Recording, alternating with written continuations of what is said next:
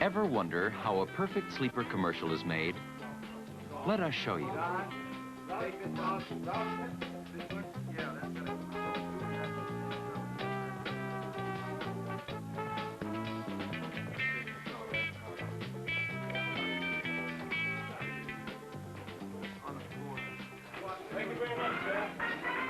This is a busy Monday morning at Cascade Studios here in Hollywood, California.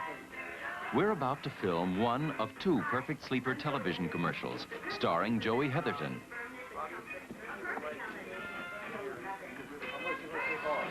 You see, when I surface the thing, I'll see a little bit of the floor. And this is Ahmed Latif, film director for CERTA. This is the third year he's directed Joey Heatherton for Perfect Sleeper. He says Joey gets to be more exciting to work with every year. And this is our star. You'll see how Joey's a perfectionist in her movements, her mood, her music, and how she has a great creative talent few other people in the world possess. The set is a giant CERTA logo painted on the soundstage floor. A lot of preparation goes on before the action is filmed.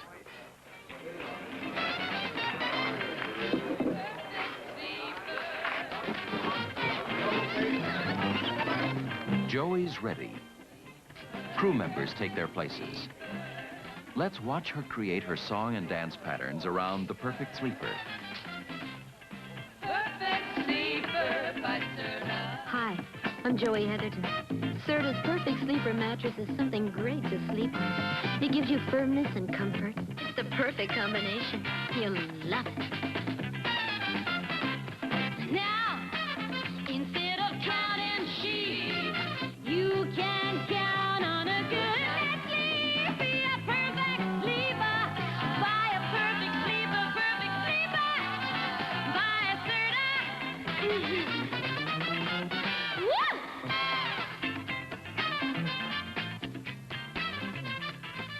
Now, watch the finished commercial.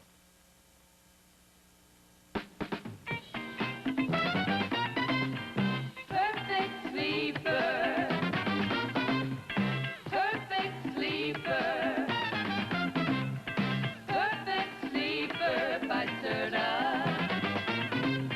Hi, I'm Joey Heatherton. CERTA's Perfect Sleeper mattress is something great to sleep on. It gives you firmness and comfort. It's the perfect combination. You'll love it. Now, instead of counting sheep, you can count on a good sleep. Be a perfect sleeper. Buy a perfect sleeper, buy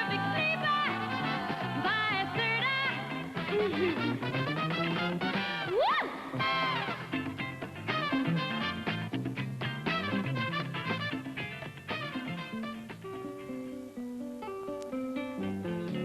Advertising for Perfect Sleeper isn't limited to motion pictures. Here, Joey moves to the Los Angeles studio of one of the country's top still photographers, Harry Langdon.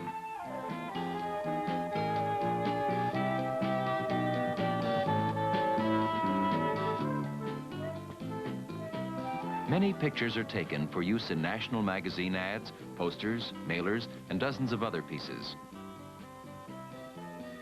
And as in motion pictures, Joey has to achieve the proper mood.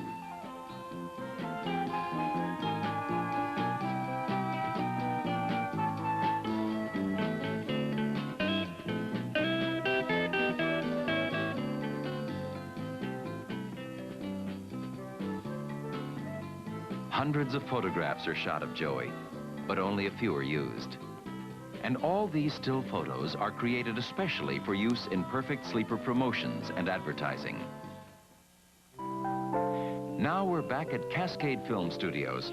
For today's shooting, the mood is low-keyed. The Perfect Sleeper will be in a lush setting, a totally different look, a totally different feeling than giant logo is about to be created.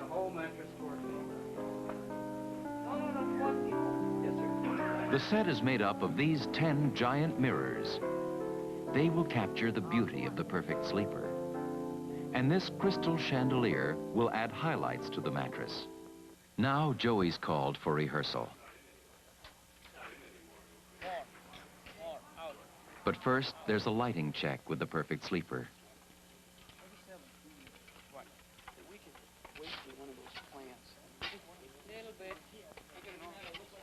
This is the new Joey. She's more contemplative, quiet, beautiful. Final preparations are made for the take.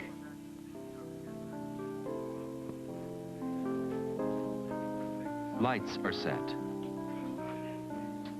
Mirrors polished. The stand-in shows Joey her moves.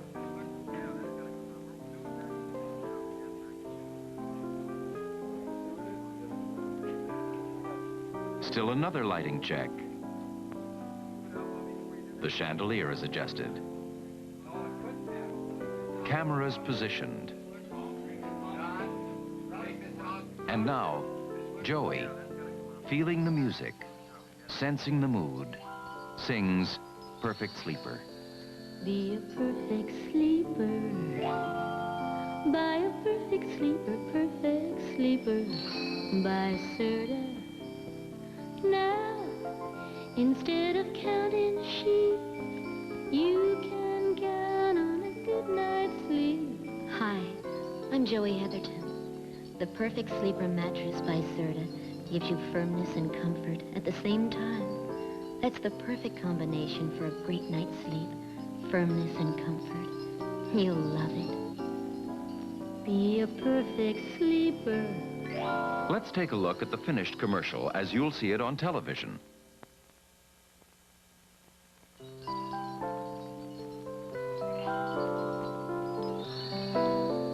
Be a perfect sleeper.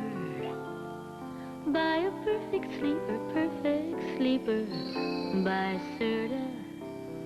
Now, instead of counting sheep, you can count on a good night's sleep. Hi, I'm Joey Heatherton.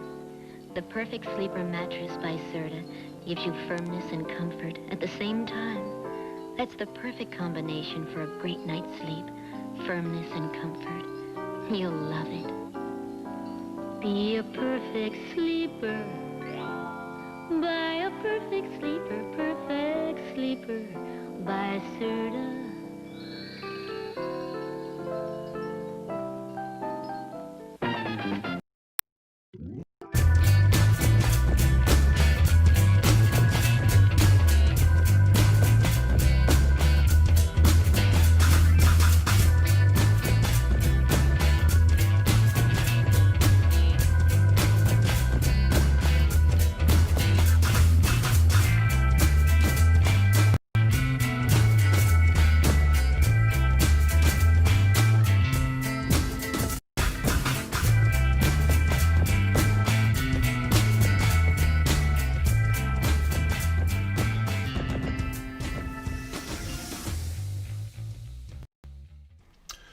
Well, ladies and gentlemen, if it's Tuesday, it's Divided We Stand. And I know we were on, I believe, last night or Sunday night, I suppose. But I guess we're making a habit of it. So anyway, welcome to Divided We Stand. Tonight I'm with my co-host, David Price, writer and journalist from Arlington, Virginia. And again, we are Divided We Stand. And it's kind of interesting, Dave, thinking about the division in America. How appropriate is the title of our channel, and really, what does this channel's name mean to you, and does it have significance today in our political milieu, so to speak? Milieu. Yes. Well, you've been hitting the thesaurus in the dictionary. No, I've had that one forever. Wow, man. Hi, everybody. Thank you, Brian, again for having me. I'm different. Sometimes I'm featured guest. Sometimes I'm a co-host. He hasn't made me sole host yet because it's his show, which is fine. Divided, okay. What's that? United States of America, bull dookie. Okay, Brian. I don't want to. I don't want to get Gary Peacock upset. So please don't let me go 18 minutes on the history. But I'm sorry. We have to get to where we are today. You have to know the past very quickly. The United States has never been united. Okay, I have to defend that. Right. Let me repeat that. The United States has never been united. Okay, defend it, Dave. Here we go. The country was split before there was a country. Some wanted to secede from England. Some didn't. Basically, we won. George Washington could have been a king. He could have been anything. So we're putting the country together pretty good. Adams follows him. And then suddenly we get the battles between Jeffersonian Democrats and Alexander Hamilton. Basically, states' rights versus a strong federal government. That runs up until we start to get another great division, which comes out of that, slavery in the South and non-slavery and a call for abolition in the North. Now, slavery certainly had a big part to do with the Civil War. To say anything else is wrong, but it was also an economic war. The North was becoming industrialized. The South was agriculture. At that time, the South was richer than the North, and suddenly it no longer was because it was better to make things and that kind of thing. So we have the war. That ends. So Lincoln says we're going to unite. He's killed, and we get into the Reconstruction period. And that was just a mess. All right. We come out of that, and now the balance shifts. We've got urban cities growing with industrialization. The South is decimated still from the Civil War. And now the Midwest begins to take over its power. And that's where we get two of the great divisions. We get rural versus urban, and we get religion versus science. And that takes us all the way up the Scopes trial, all those kinds of things, William Jennings Bryan against Clarence Darrow. That takes us to the idea of the beginning of the modern age. World War I, and the country was very divided. Do we go to war? Are we one? Do we not? Woodrow Wilson, a blatant segregationist, elected from Virginia, president. He was actually elected kind of because he was a balance, they thought, between Virginia and Princeton graduate. Unfortunately, he kept his Southern ties and was really a racist. Now we've got the urban move. North starts a little bit from blacks from the South because you've got that. Now you've got more race divisions in the North. We move on. We get to World War II. But before that, we get the Depression. And now we get a tremendous idea of the rich and the poor. We begin to see the growing distance between them. So you've got all these things, none of that which have ever been resolved. We get to World War II, and there was a lot of people who wanted to stay out of World War II. There were a lot of pro-German people, and they said, there was a lot of, now, Brian, you and I have talked about it. We don't need to talk about it again. Philip Roth's book, which was just a 5-part series on HBO. We come out of World War II, and now we get a third group in there. Suddenly, we're at the top of the heap. And now people begin moving from the cities to the suburbs. So now you have rural, suburban, and urban America, right? On top of black-white, on top of science and religion, on top of all these things, states' rights versus, federal government. And now suddenly we throw in the communist scare, right? So now you have, a pro-communist, socialist against the other. You get McCarthy. We're now into the 1950s. And now we get the idea of the beginnings of the civil rights movement, which again divides the country through the 50s and all the way up to, indeed, and past King's assassination, 1968. Now in the Kennedy administration, we moved advisors into Vietnam, and that tears the country apart. And Richard Nixon to 74. We get a little break maybe with Jimmy Carter, although Jimmy Carter begins with terrorism. So we do have problems, but they're not so much internal. Suddenly Ronald Reagan promises a new day. We begin to get a Republican reaction to both the New Deal and, and Johnson's Great Society. Then we begin to get Newt Gingrich, bringing out his people. And now we're off and running with Democrats and Republicans. We move through. We get a brief reprieve, we thought maybe with Barack Obama, in terms of being elected black president. It was a sham. The haters are lining up left and right. We end up with Donald Trump, who is the most divisive and the worst president in the United States. So I hope that I made a convincing argument. I don't know how long I did. I could go into all of them a lot. That really it's a myth. It's like Paul Bunyan. It's like George Washington. Now, what is amazing is through all that we did remain united, right? And we grew from 13 colonies to 13 states to 50 states. However, so what's different today? A number of things. A 24/7 news cycle, Twitter, social media, the fact that there is no compromise. Government, to me, is the art of compromise. It's the only thing you have. Through all those divisions, there was compromise. You can go back and study the history. Some of them weren't great, maybe. The Electoral College was part of a compromise between the small states and the large states. It was also an accommodation to slavery. Tainted, but still there. Tainted, but still there. And now suddenly you have incalcitrant people on the right who say, all those things I mentioned, they're not willing to discuss them. They're not willing to allow for anything. We'll probably touch tonight on the Supreme Court decision yesterday in terms of gay legal rights. That amazed me. I mean, not amazed me, but it amazed me that Supreme Court Justice Gorsuch wrote the opinion. So, Brian, the idea of divided, but here's the thing. First time in my life, and I love questions tonight, I am not optimistic the United States will come out of this as the United States. I'm not. I'm not even sure that it should. I haven't made up my mind yet. But we will definitely get to that tonight. You know, it looks to me from where I stand on, what is this, June 16th, 2020, whatever the date is, that it will be difficult. And here's why I say that. If Donald Trump wins in November, roughly a third of the population will be ecstatic. A larger third, if there is such a thing, will be despondent. And the other third never really cared. And that's the same from the revolutions, never changed. However, if Joe Biden or whoever who's the presumptive Democrat wins, the numbers will be reversed. And I'm not sure that there's anywhere left. I can't talk to Trump people. One other thing I'd like to discuss tonight, I'm going to put it out there for people. I'm going to suggest that there are not two parties. There are not. And they're not two philosophies. So there's not just Republicans and Democrats. There's not just conservatives and liberals. There are actually four. The largest of those four parties are people who don't care about politics at all. They do not vote. They do not care, whatever, right? All right. They're not, Dave, I want you to hold that thought, if you don't mind, just for a second, okay? I'm going to interrupt you because I think I'm going to go for the gist of what you said in the beginning.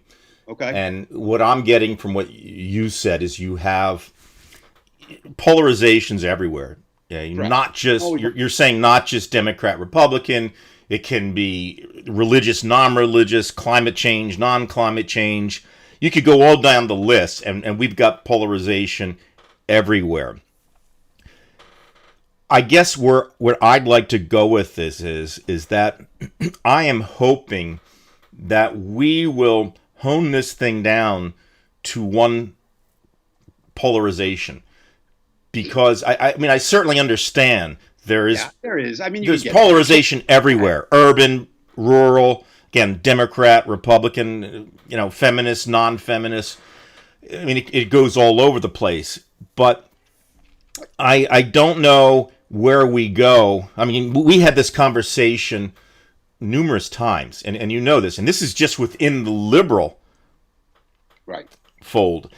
For example, we talked with Antonio, and there are many people like Antonio, and I'm going to ask you to comment on this if you won't mind. We have people to this day on the left who say, oh, Trump's horrible, but Biden's just as bad. I don't trust him. I mean, what there is polarization within one poll. So how do you look at something like that when you get that person that, after all this crap that comes out about Trump and the Republican Party, their only answer is Biden's just as bad? First of all, let me address it this way. Politics is dirty and politics is messy, okay? And, I almost look at politics because it's about winning, right? I've always said, here's my view of politicians. If you don't win, you lost. There's no reason. Now, the question becomes, to get elected, what lines will you not cross, okay? You're going to have to cross some that are probably your personal commitments. Okay, so you get there. Now, it's what lines will you cross to govern, right? And that's positive crossing of lines. So there's negative and positive. And we don't have that. I'd like to just go back a moment for the point I was making because it dovetails right into what you were saying. The four parties, there's people who don't care. We're going to remove them from the conversation. Right now, right. Okay, they're done. Now, I'm going to suggest to you that there are indeed Republicans, the majority of whom are conservative. There are indeed Democrats, the majority of whom are liberals. But I'm going to submit tonight the fourth party are Donald Trump supporters and Donald Trump. Donald Trump has no philosophy, no ideology, no morality, no ethics, and people who follow them are following a person who has that. So when you say the extremes, there are extremes at both. But I would say extremes always do this, Brian. When you're in the extreme, you're very selfish.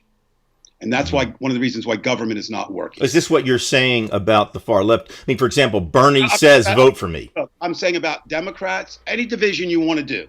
There's extremists in those divisions, right? So let's use the far left and far right. Bernie says vote for Biden. He's the leader. Right. Bernie is supposedly the leader. No. But people say, no, I'm not going to do that.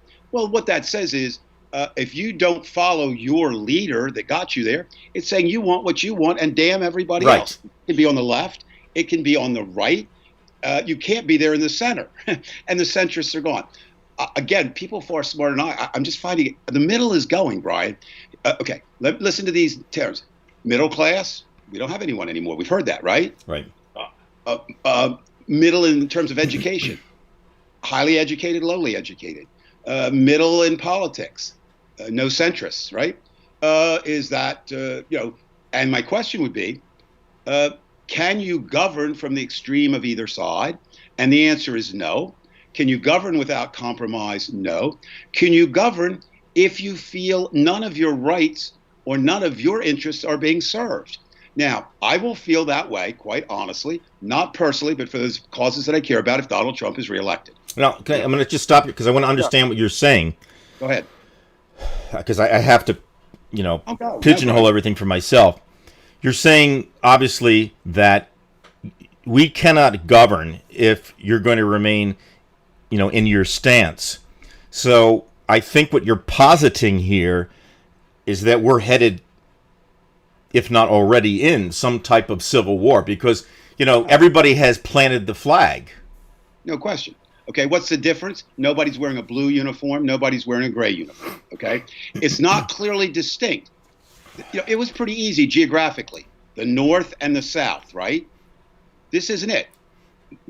Trumpites, liberals, they're embedded everywhere, right. Which makes it a little bit difficult to do.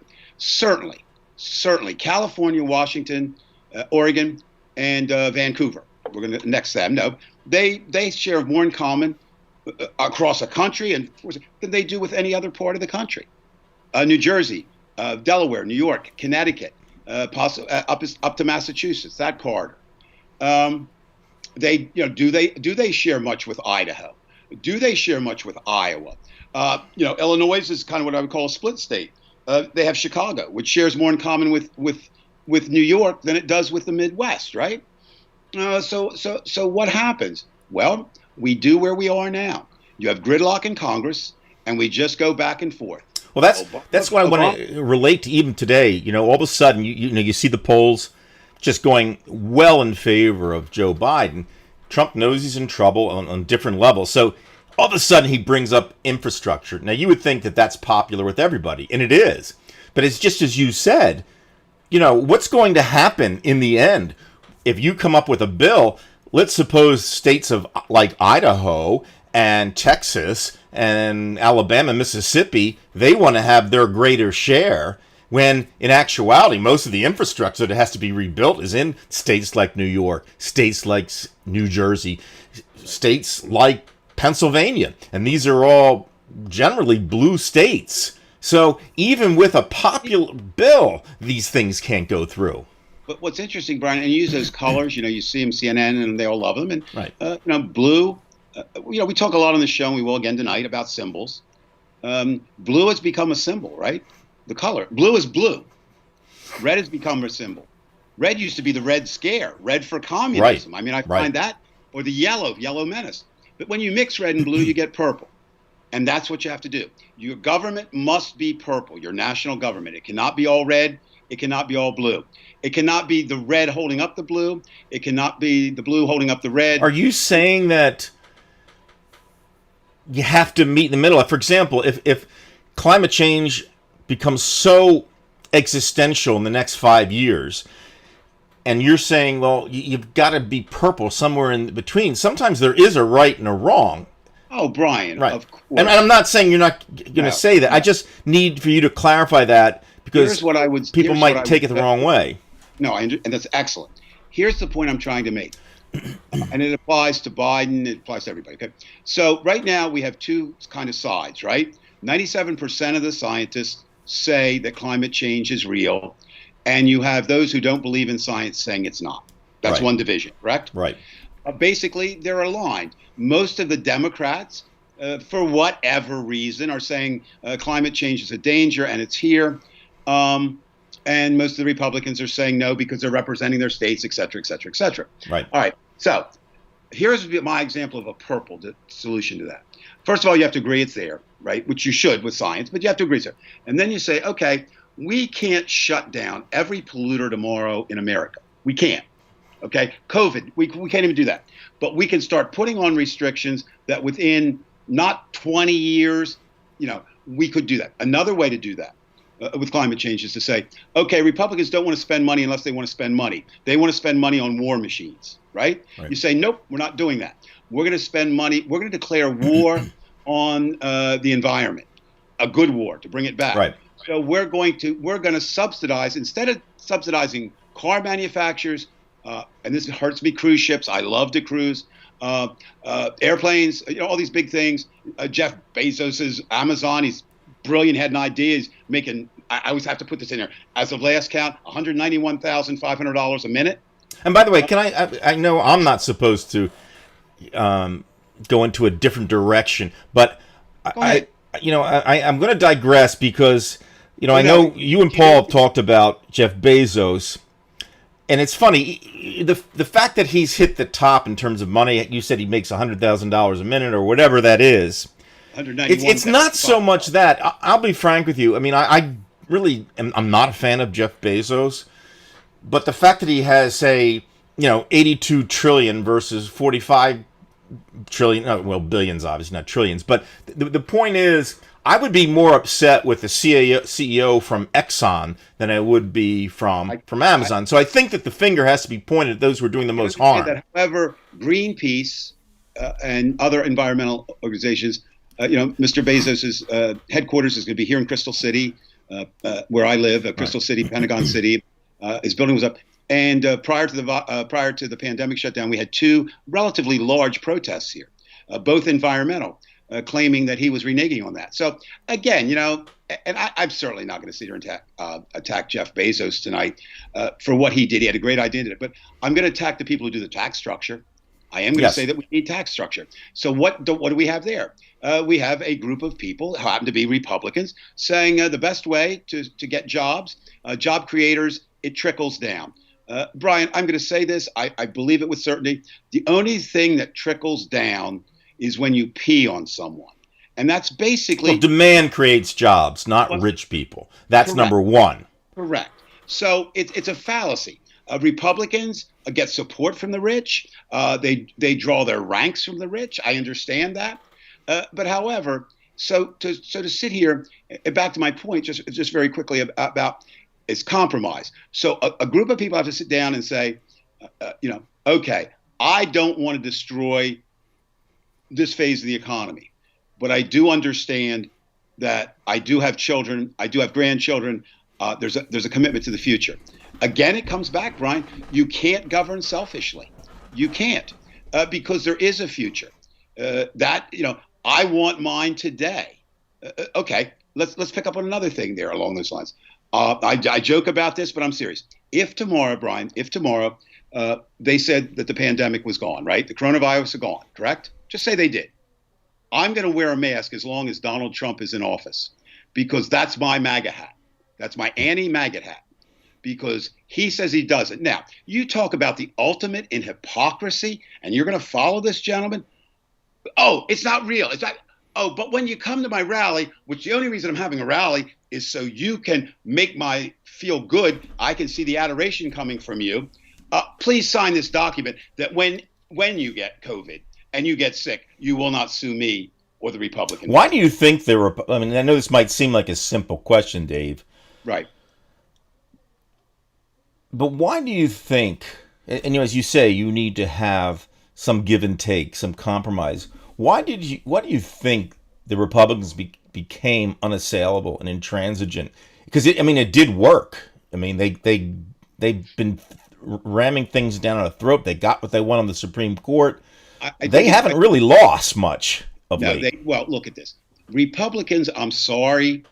Please, Republicans, come on and disagree with this. I think they're always looking to lose, and everybody wants to win. Let me give you an example. Who started the war on Christmas? Well, they claim the Democrats. No, there's no war on Christmas. There's no war on Christmas. Okay? But what there is these people are afraid of that. So I think there's two downfalls to the Republican Party. One is they jumped in bed with or came out of the evangelical movement where there's no give or take. And they realized, Brian, that by numbers, and this is sad, but it's true, by numbers, minorities of all types vote Democratic. And the reason for that is the Democrats are a more embracing party. The Republicans kind of had their good old boys club, right? Correct. Literally a good old boys club consisting of rich white men. And we still got a lot of rich white men, but we don't have as many white people. So I think they looked at it and they said, we got to fight this any way we can. So we're just going to say no. Look, Mitch McConnell, who is possibly far more evil than Trump. I believe that. Mitch McConnell says when a new Democratic president comes in, we're going to destroy his agenda and we're not going to pass a goddamn thing he does, and ended it by keeping a Supreme Court justice off. And I believe him. Then compounds that hypocrisy by saying if one of the liberal judges dies the 2 days before the election or before January turnover, that they will try to push through. I believe that. I believe him. And why? Because they want what they want. And why do they want it? Because they're selfish. Okay? Sorry, Republicans, you're selfish. Now, okay, so based on what you just said, Dave, right. Okay, the difference is that they really are selfish. And CB, I'll come back to your comment in a second. Tomorrow night, Amy Kennedy's running for Congress in the district in which Dave used to live, in which I live. Right. And I think she's distantly related to the Kennedy family. No, she is a Kennedy, yes. Okay, so she is a Kennedy. She's running against the traitor Jeff Van Drew. She's coming on tomorrow night on a Cisco WebEx meeting, and I'm probably going to join in on that if I get a chance to even speak with her. And it always seems when somebody runs, whether they're a liberal Democrat or even a moderate Democrat, they don't want to offend the other side. So they always say something similar to this. Well, we're going to work together. I'm going to say something that will give them the incentive to believe in me. I don't buy that anymore. I feel like I should go on that show and say, Ms. Kennedy, this is an intransigent party. This is not a time to say kumbaya to these people. And Jeff Van Drew is a perfect example. I mean, will we keep getting these type of Democrats, or somebody like Amy Kennedy? Will she say that kind of thing? Let me first deal with Van Drew. I actually had a conversation with Jeff. I knew him years ago. Oh, you did? Oh. Reporter. I ran into him in Union Station, and I just said, and I started before I could get my question out, he was whisked away because he didn't. I think he might have even answered it. Basically, it was during the time he had not yet declared parties, right? But what the hell are you doing, Jeff? You're talking, for Donald Trump. But anyway, he has a right to do that. But here's what I find so interesting. Prior to his switching party, the Republicans hated him. He switches parties, and suddenly Fox News is in love with him. Everybody's in love with him. He's a man of morals and conscience. Okay? That is the Republican Party today. We love you if you're with us, and we don't care where you were before. Your pants could be shitty. We'll take you in. It doesn't matter. Now, the Democrats have a little different view sometimes. Because they have to, they know the Democrats and liberals, lump them together, have always been disunited amongst them. They say the biggest arguments in the world is put 17 Democrats in a room and you won't get anybody to agree. So I think they come from not necessarily a better way, but they're saying, well, because they have to compromise to kind of get where they are a lot of times. Now, what Miss Kennedy or any guy gets elected, they're going to come down to Washington and they're going to find out that it is intransient. It is there. It is a war. Now, and it is. It absolutely is. And I'm only anticipating what she's going to say. I don't know that she's going to say that. I understand that. And well, Obama did it. Now, Barack Obama. And wasn't that a mistake? Well, I don't know. Because here's the other thing. That started it his first 2 years. Let me come back to that, Brian. There's two ways you win, right? You win because you win, but you lose if you give up yourself to win. Barack Obama did not give up himself, right? I mean, he stayed within himself. He did try to compromise. He wasn't going to do certain things. Donald Trump, I mean, if you could draw him, right? There's nothing inside of him. There's no heart. There's no soul. There's no spirit. There's no commitment. Donald Trump does what Donald Trump wants to do in the minute. He's been described as a 2-year-old. It's applicable, except the 2-year-old probably has a better vocabulary, even if he can't speak, than Donald Trump. So the Republicans have accepted him as their leader. And here's what's happened. They've become more like him. And the right wants what it wants. It always has. It knows that it may not be right. It is, right in terms of that. So Brian, I think, again, the Democrats, I'm not saying that they're good guys or bad guys or whatever. I'm saying they're more used to compromising because it comes out of their own party. The Republicans, not so much. I'm not so sure I want to hear that, though, because then it's the same old, same old. Right. Well, of course. Okay. What are you going to do? I'm going to turn it back to you. Are you not going to vote for Miss Kennedy and vote for Jeff Van Drew? Oh, no, I'm a pragmatist. You know that. Exactly. Now we're coming back to your question about the Bernie Bros, right? Right. Now, I think I could speak a lot. Yeah, please do about the Bernie Bros, because I got a problem with Bernie Bros. No, well, here's the thing. I was young once. I was idealistic. I was pig-headed. I thought I had answers that I didn't have, right? And they remind me of me. Now, why I think I could speak to them, or not speak for them, but speak to them maybe better than some other people. Bernie was my candidate in whenever the hell that was now, in 2016. In 2020, my candidate was Elizabeth Warren. And here's why. And they were for different reasons. I thought I wanted Bernie's America more than I wanted Hillary's America. I would have accepted Hillary's America, right? But I thought Bernie at that point was represented more the America I wanted. And I think Bernie Sanders would have had an equal shot of losing to Donald Trump, just like Hillary Clinton. Correct. And he might have beaten him. We don't know. That's boo. That's over. Now, why did I support Bernie this time? Because it was a better candidate who was very much like Bernie, Elizabeth Warren. And I thought that she would make a better president. Why? Because Bernie is not necessarily a compromiser.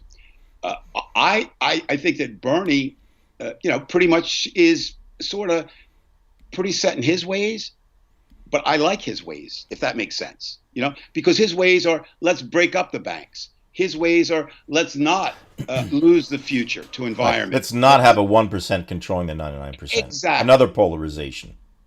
So with the Bernie Bros, I would say to them the same thing I just said to you in jest, you personally, but seriously.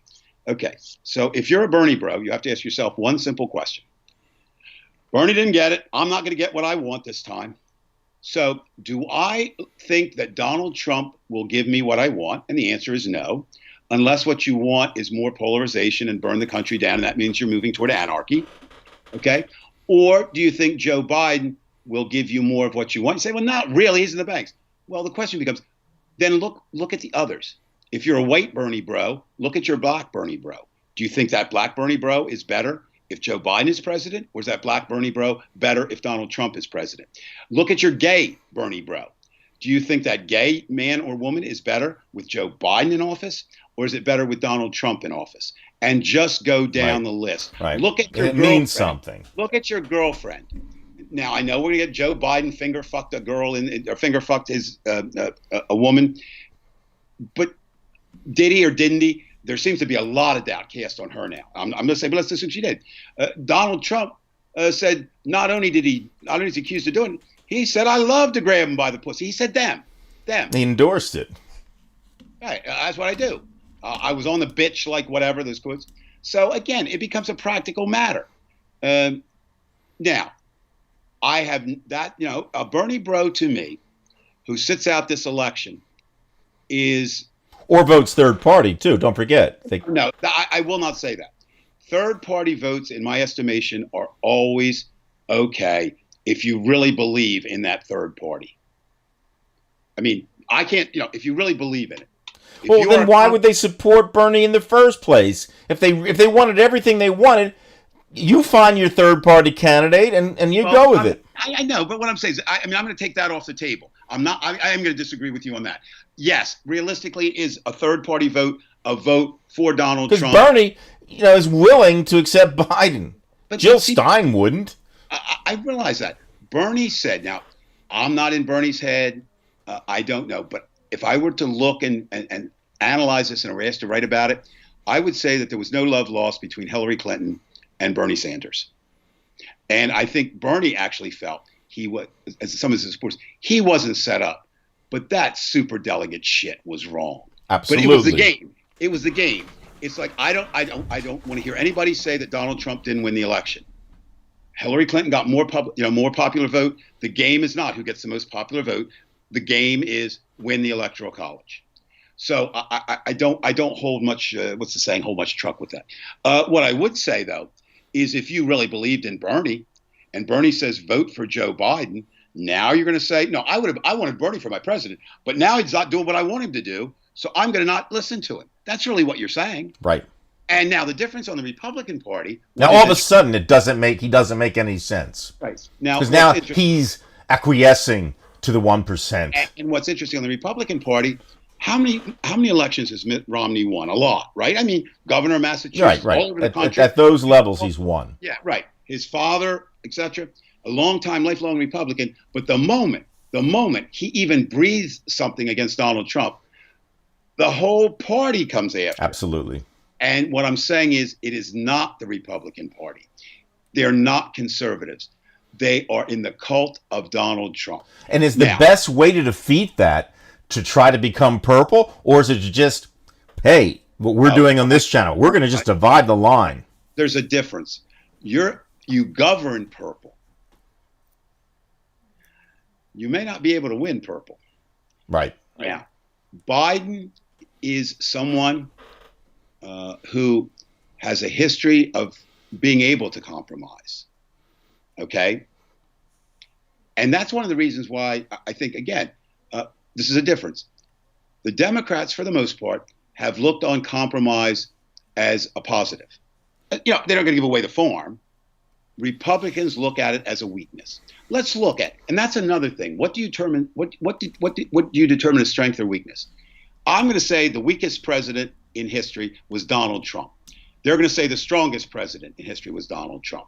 They're going to say, if you can take a stand that's against what you think, but it's better for others. Donald Trump doesn't consider others, right?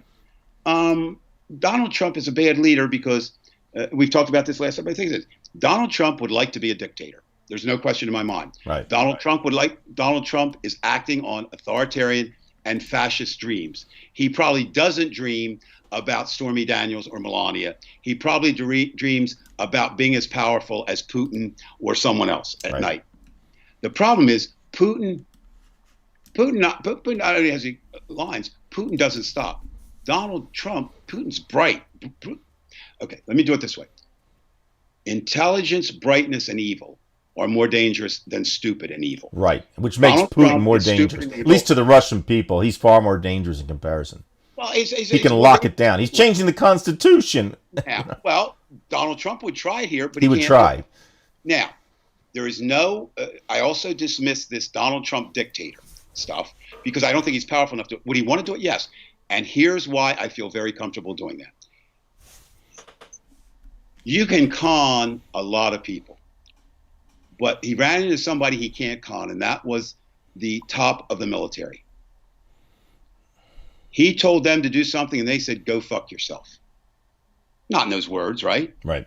But when you don't do, Donald Trump, that's what he heard. Now, what I find interesting, has he fired anybody from that? Has he let has he let anybody go? Well, did he meet his match? No. But he knows he doesn't have the strength to do that. Right? Right. So the question becomes, we're back to this, and I want to make that point clear, because I don't want to be, I'm not saying you were doing that for I don't know that you can win as purple. Certainly not in certain areas. Nationally, I think you have a better chance to win as purple than you might in your district, right? Or in your state. But the only way you can govern and be successful. Barack Obama is a great president because of who he was and what he didn't do and what he did. But he did not get a lot of his agendas through because the Republicans stymied him, right? Mm-hmm. It was on the Republicans to compromise, and they would not. Donald Trump should not get his stuff through, but there's no compromise there, because you can't compromise with somebody who's evil. So what you need to move forward and go through history, look at all the times it was really a powerful president along with some comkompromise. Mm. Dave, we've had quite a few comments. Go ahead. And I don't want to. By the way, people who weren't with what do we call it? The Dave and Brian were bored night show or whatever, and we went on. We'll probably be doing that a lot between now and election. Okay. But what I liked about that, people, you weren't there. I would say, Brian, that was 80% questions, right? Or right. At least 75%. At least 80%. We want to make one of the things we talked about. We don't plan this show out, but one of the things we did talk about is what I want to do, and you keep us, guys. And when I say you, the little viewers keep us. We don't want to do what they do sometimes, is put the questions off to the end, and we want to stop periodically. And I would say, Brian, let's not bring up any other points until they're done, as they're in now. Now, ones that come later, maybe we'll need to go into something. We'll do it again, but we'll do periodic stops. So this is your turn, people. Ask us anything. If we don't know, we'll make it up. Okay, I'm just gonna, for myself, I need to see a time. I'm trying to keep our answers to around 3 or 4 minutes to each comment, because there are quite a few comments, Dave, already. All right. I'll go first. You go second. Sure, that sounds for this round. Go ahead. That sounds fine. Okay. By the way, Keith Boyd from Australia. It's great seeing you here again. Hey, Keith. I hope you sent the money to my grandchildren and said it was for me. Yes, $2,000 right there, Keith. No, it's 4,000 now. Okay. My grandson Keith just started. He's so excited. He's going to try. He's playing Australian rules football, so he needs some gear. Okay, so Keith mentions here. This is just a comment, but I don't want to just pass it by. He just said that Australians are tearing down colonial statues, reveling how divided the world is. And Keith, I will support that. This is one of the things that's asked a lot. What is different about this time? Well, 68. It was president. This is the death of George Floyd. Not only lit a match in America, I think it lit it all over the world. Certainly, Keith, we're not going to introduce. You have your history with Aborigines and other things too. So, yeah, it's not just about America right now. All right. Okay, good. We did that one fairly quickly in just over a minute. Next comment was from C.B. Unglesby. He says, the point is to divide. There's a long-term plan, sad but true. The Boys Club doesn't have the Boys Club doesn't have their company towns. The plan is to bring back the company towns. All right, and CB, I'm going to say to you this: I don't disagree with you on that. I'm not going to disagree with you.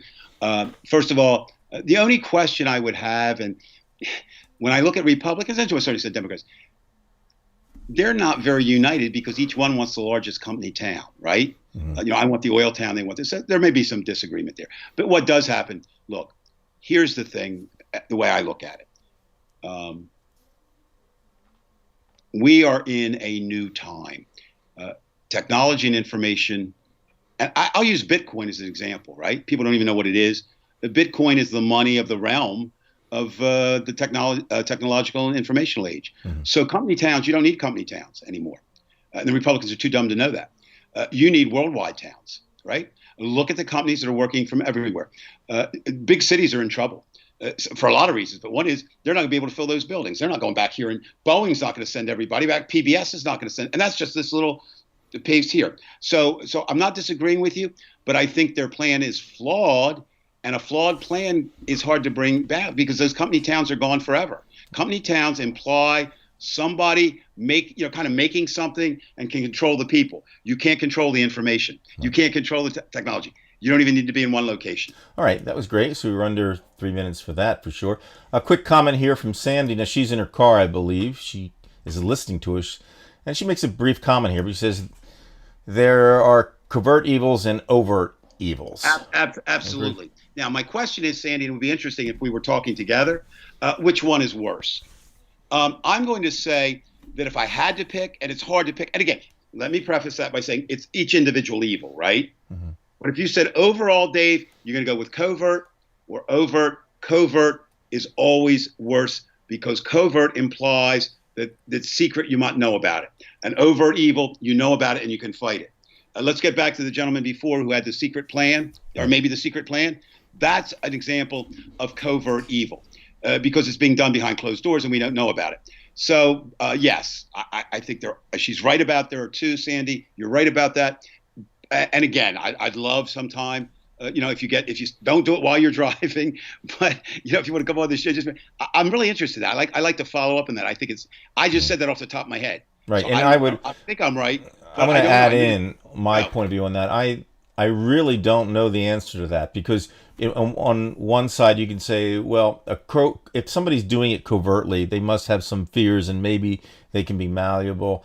On the other hand, it's not nice to do things behind people's back. Maybe there's just something that's so malicious for them doing that. So I don't know, but I get what you're saying, Dave, and I certainly wouldn't deny it. And again, I'm not saying that's something I have to think more about. I love that question. Okay, so the next one, again, from Keith Boyd down under. He says, if you add all the minorities together, aren't they actually the majority, divide and conquer? So that we can talk about here. We know that answer. Something, Keith. Now you've got to go back over to Canberra, talk to my son, because now you're spouting, not spouting, that means now you're saying what he said. Brian, could you put that up again on the screen? Absolutely. Yeah, thank you. Yeah. Well, and I think that I touched on that earlier. The Republicans, whatever, okay? The white goddamn people, just leave it at that. The white people and Clarence Thomas and Ben Carson and the guy that wears the Trump shirt. They're the black people. No, they know that they are in the minority. They're almost there now. They definitely will be. It was somewhere between 2020 and 2024 was the prediction. And so, yeah, they want to divide. But you know what happens so often, too, Keith? We divide ourselves. For example, we divide ourselves. We talk about Bernie bros. If they're Democrats, they're saying we're different than you Democrats, right? We've been in bands together, Brian. You've been in a lot. I've been in a lot of bands. You're supposed to be one camaraderie. Divisions come up all over the place. Absolutely, you can't decide over a song or even a piece of a song or anything else. And so what happens is, I would urge minorities tonight, if you are a member of a minority, and I'm going to say this with definitive authority. In the history of America, the majority, not necessarily were they ever in the greatest number, but they had the power, are white males. Okay? So if you're not a white male tonight, I would urge you to put aside some things. Maybe if you are black, maybe you're not sure gays and God, but you're both minorities. And the list would go on, right? This kind of thing. Instead of dividing and just saying the enemy is the group that's keeping you down, because they're the same enemy that's keeping everybody down, right? And you come back, it's a truism, it's a cliche, but the enemy of my enemy is my friend. Right. Not necessarily friend, I don't like that word, but the enemy, I would do it this way. I should be working, despite all the things I don't like about the enemy of my enemy. I should be working with that person or that group to drive the enemy out. And then we can argue it out later. Okay, we did it just under 3 minutes. This one's. I was watching. Okay, this one's from Ronnie, my wife. She said the country has lost its armed protesters.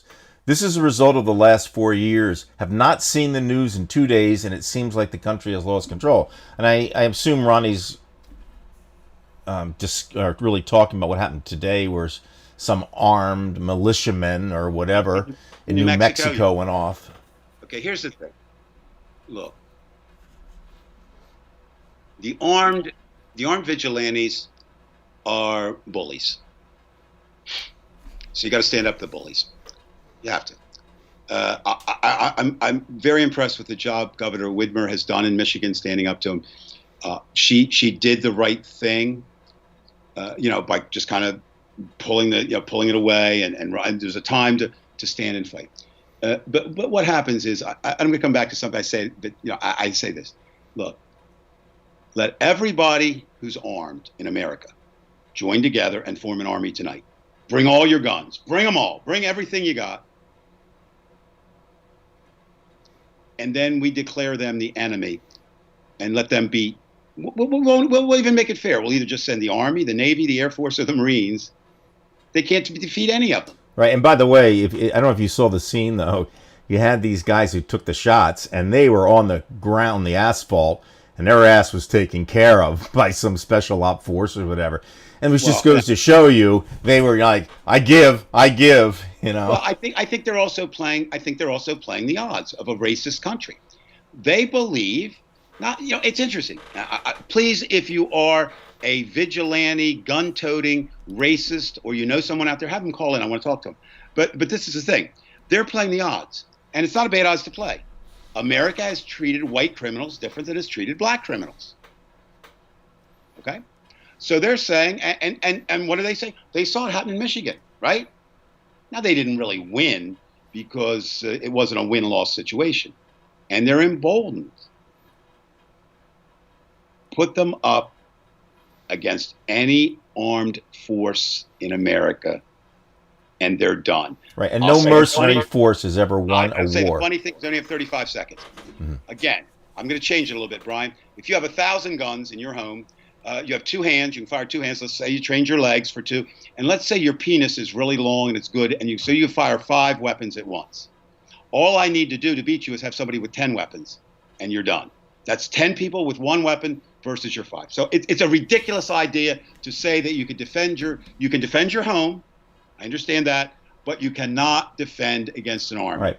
Now this is what I'm going to take, and I'm going to let you comment on it. CB, he's back again with this concept. The idea is to have low-income, undereducated majority depend on the corporation for survival. Now, this is where I'm going to only half agree with you. I think that applies in general to the Republican Party as it is right now. Not all Republicans, not Steve Schmidt, and not even the Mitt Romney's, as rich as he is. Or George Will. Or George Will, right. I don't think that applies to the Democratic Party at all, because for the most part, they have stuck up for the most part, the idea that the poor must be educated, and that's the number one way to come back. And they put their money where their mouths have been, and not that they've been great, but they're a lot better. So I would not say that both parties are the same in that. Now, you haven't said it right out, but I would say that would only apply to one party right now. How about you, Dave? I'm going to take it the other way. I'm going to say the Republicans are about their votes and the Democrats are about their votes, right? And the Republicans' base is evangelicals, haters, rich people, and white people. So they cater to them. The Democratic base has been workers have kind of drifted over in suburban. They go kind of back and forth. But it's been the minorities, and they take care of them. Now, the big problem is, Brian, we'll just deal with education. America is undereducated all the way around. Right. Okay? All the way around. If Keith's still listening, Keith, a tremendous shout out. I will get to Australia as soon as I can. I want to see your school systems. I listen to what my grandchildren tell me. I listen to what Michael tells me about the university system. It sounds so superior to ours, and I want to see it. Now, having said that, yes, if you keep a people undereducated, you're going to get Donald Trump, and that's what happened. Okay, unfortunately, but money doesn't solve it, and I'm not real sure on the education how we resolve that. I know what we're doing now doesn't work, so something else. Go ahead. Yeah, I just added. I'm trying to call Paul, so that's he just joined. He just joined. Any questions, Brian? Right. Well, no, I think we're good with that one, and then we can move on. Paul, we've been answering some questions at this point, right? Let me get your Hey, there he is. Hey, Mr. Paul. How you doing, Dave? Good, good. Did you get Weinstein to stop talking by now? Actually, I'm on a roll tonight. I'm done a doing good job. answers under 2 minutes. Think about that. Pretty That good. is like, I don't even have a good analogy for that. Okay, I do. That's like the Grateful Dead playing a 5-minute show, okay? This is amazing to me, even, the way I can go on. Well, let's introduce Paul. For those of you who don't know Paul, and just about everybody does, but for those of you who don't know Paul McGinley, especially those of you on Facebook, Paul's a dear friend of mine, going way back to college. Paul was, I guess you were, what, born in Jamaica? Or were you born in Abaco? Yeah. I come from Jamaica. Okay. But he also lived in New Jersey, in Williamsburg for a year, and then he moved to Toledo, Ohio, and we met in Bowling Green, Ohio, and we were roommates for a couple of years, and great friends, and just a wonderful person, very, very educated person, just a great chess player. He's a generalist at everything. Who come from the Reality Report, of course, you know me from there. So, but we have a lot of people here who aren't familiar with it, so I wanted to make sure they knew. Anyway, beautiful summer afternoon, and you guys are wasting time on the show. What? Because we're not outside? It's a gorgeous evening. There's 2 problems in Washington, D.C. One worries me, the other doesn't. I'm going to run to a protest. I have no problem with that. I will join the protest. But there's still a goddamn virus out there. And unlike many people that I was conversing with online, I believe it's real. So I'll stay in here and have fun. And as I said, it is fun. It's scary, but I'm going to do everything I can with everything I can to stop Donald Trump and from by the way, winning. Dave, before the end of the show, please remind me to About talk Joey about your Heatherton? blog. No, about Joey Heatherton. She has a place reserved in my real estate up there, and I'm sure she has it with you. Hey, what's that timer thingy up there? That's actually, I thought it was to kind of keep Dave in check, but apparently tonight's to keep me in check. Yeah, I'm playing him dumb. The irony of it all. So it's not. it's just trying to keep the time down to answering I like it, actually. the questions. I think it's a good idea. So Paul, we've been answering questions, and we're getting a lot of commentary and a lot of questions, and we got a lot of questions and commentary from down under. And Keith Boyd has a question for you, Dave and Paul. Can Trump win due to the electoral college voting system? Well, he's done it already. Paul, you've been quiet because you haven't been on the show. You go. Dave's a greater expert on the area than I am about the electoral college, so I'm going to defer to him on that. I don't see how Trump can win at all. I don't know. What do you think, Dave? Paul and I've had this private discussion. Here's what happens, okay? Basically, you have to win some states. Is really what it says, okay, for the Electoral College. Now, what happened? The reason Donald Trump came in over Hillary Clinton, if you look at it, he won 3 states that the Democrats were expected to win: Pennsylvania, Michigan, and Wisconsin. And he did that. Now, Donald Trump is not going to gain anywhere. He's not going to gain anywhere. So he has to hold all of those or pick up somewhere else. The reason I agree with Paul that I think, I'd say it this way. If my life depended on picking the winner tonight, and I reserve the right to change it daily, it would be Joe Biden. Okay? Now, why do I say that? Because in those 3 states alone, Joe is known as, has been known for years as Pennsylvania's 3rd senator. His ties with Michigan, whether it's in the bailout of the car, are great. He was known, we'll see what that means. He was known as a supporter of the working man, which the Republicans have taken away from the Democrats. And someday maybe we can talk about how bad that was, that the Democrats gave it up. And Wisconsin just went pretty heavily in a statewide election that was, voided, and they put everything they could, except maybe not everything they did in Georgia in front of them, and still went Democrat. There's also, if you look at it, some other states in play. I'm not saying things will happen. People are saying North Carolina is a possibility. Florida is always a possibility. They're saying that Georgia, with Stacey Abrams, and some things could pull out. The Electoral College, could he? Yes. I'm more worried about the voter disenfranchised in states that are close than I am about electoral college. And I will say this, I don't want to run over, I will say this. If it gets thrown into the courts, and it's close enough to get thrown into the courts, then all bets are off. Right. We just don't know. We just don't know. And I would agree with you, Dave. Joe, if you're listening to me tonight, I hope you are. You're a nice guy. I have had occasion to meet you on a few occasions over the years. You just got to do, Joe, you just got to make sure it's not close. I mean, what can I tell you? Mm-hmm. I mean, if Trump wins, if he's so many electoral, you can't do it. If it's close, as Kennedy Nixon was, as Gore, people say, oh, you talk history, Dave. Well, it's important. I will say this. Had Richard Nixon contested the 1960 election, I believe that Richard Nixon would have won. But he, who went down in disgrace, he was enough of this statesman, understanding that it would tear the country apart. And he just did what you should do and say, okay, you won. I don't think you won. And he went that way. Right. Of course, Donald Trump, if he wins 4 states, he's going to claim he won them all. So, Keith, I'm not dismissing you. The key is to not lose it in the electoral college state. Look at them, and it should, again, I'm not saying Donald Trump didn't deserve to win. He won. But I'm saying he won with those 3 states. And that's why, ladies and gentlemen, please do not listen to national polls. They're wrong. They're this and that. I don't care. The national poll talks about the popular vote. It's the key in certain states. And unfortunately, that's real. My vote counts more than Brian's vote. Why do I say that? I don't see any way that New Jersey goes for Trump. Virginia has enough Southerners around. They could. I don't think they will. I think we're officially a blue state now. But I will. I would vote no matter where I am. Right, my son's we're out of time on that vote, one. Right, out of time. Okay, can I ask you both?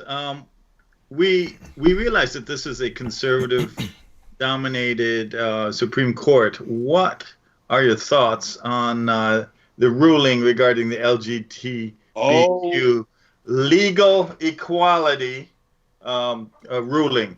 Gorsuch voted for it, as did Roberts, to join the liberals on the court. Comments, both of you. Yes, I'm going to go first this time because I was right and Brian was wrong. No, it's not. Correct. You were right about this one. You were right. You're 1 for 14 now, fella. No. Oh, I mean, what is that? 1 for 14. Let's figure out the percentage of correctness for Dave. That victory over any of the other losses. Okay, this was a big victory. 7%. I have 2 Explain yourself about this victory there, Dave. Okay. First of all, it's very simple. Gay men and women, or any person, deserves the same rights as any other person, right? It's really true. Except for Donald Trump, he should have no rights except the right to go to prison, and he should tuck himself in. No. So this was a victory for all of us, because what this said is, you can't discriminate. You can't discriminate against me because I like the Eagles, right? I mean, it's not just people don't get this. We know about this, Dave. But what I'm asking is, were you surprised that these conservatives? No, and I'll tell you why. I have a theory that John Roberts, who is a conservative, this is my theory, that John Roberts knows that every decision that comes out of the Supreme Court is going to be labeled a Roberts Court decision. He voted. In that case, he voted. He was the counting vote in same-sex marriage, right? Mm-hmm. He wasn't the counting vote today. So if you're asking me, was I surprised at the vote? No. Was I surprised that Gorsuch voted that way? Yes, but not shocked. And here's why. I think Gorsuch may turn out to be the type of person who's more fiscally conservative and not as much socially conservative as some of the Republicans would like him to be. And I think from what I've heard, versus Kavanaugh, from what I've heard, Gorsuch is a man of principle. And a man of principle, you can't predict how a man of principle will vote because he'll vote for principle. I'm done. All right. I'll try to make this one quick. First of all, I was surprised, Dave, and my congratulations to you. You were absolutely right. As I am all the time, but that's okay. 7% of the time. So anyway, yeah, it was surprising, but to me, it wasn't really I want to say it was a very important decision. However, it wasn't a money vote. In other words, he could look good on this one, but when it comes to putting, Bush into the presidency or to help Bill Barr or whatever it is, that's another story. I'm very suspicious of the Supreme Court. So this, I think, was an easy one for him, and I think that Kavanaugh could have done it too, but he didn't. And Clarence Thomas, I don't know what the hell hit him over the head, but he's always wrong. You know what I mean? He's guaranteed to come up with the wrong decision. But again, my only guess is that this was one that Gorsuch, maybe he really did believe they deserved the rights. But I'm thinking it's more like he's saying, as much as I'd like to vote against this, I'm going to look bad in this, and I'll just go. It's an easy one. For the religious people, they'll hate him for it, but it really wasn't a money one. That's part of what I'm saying, Brian. There is no easy vote when you're supposed to do what the right wants you to do. Right. Right. Now, right. Are they going to assassinate him? No. Trump didn't go off on him. What? Trump didn't go off on him. Trump just said he accepts the decision. That's exactly what he said. It is what it is. That's because they're his boys, okay? He's not going to go against it. Now, before we all, not us, but before America, look at what Trump just passed for trans Americans. He took away their medical benefit. Not took them away, but said hospitals don't have to. So, I think what Gorsuch did was brave. I think it was right. And that's a pretty good thing when you're brave and right. So that's all I'm going to say. Don't think too highly of him, Dave, because he could turn around the next decision and really screw us over. Brian, stop. You're looking, anything could happen tomorrow. Gorsuch could go and get a sex change operation and come back as a woman. It's not going to happen. And what you have to do, Brian, is you take the victories as they come. Now, let me ask you something, Brian, and you're speaking for America now. Is a 5-4 victory or a 6-3 victory better in the long run? Usually, I would say a 6-3 victory is more important. Because you'd be right. There's this case. So what Gorsuch did is he gave more oomph to this. It's going to be harder, more cushion to the victory. Yeah, it's going to be harder to bring it up again. Paul, I know we're over, but that's a good point, actually. I was more impressed or more interested today in the cases that they said they denied. They denied taking on any more gun cases. And that surprised me because what does that mean? Does it mean the votes weren't there? Do they think the cases weren't good? That was more surprising to me than the vote on that. So is the court being influenced by the court of public opinion? Supreme Court in the past, Supreme Courts in the past have, at least some analysts have claimed that they have been affected by public opinion.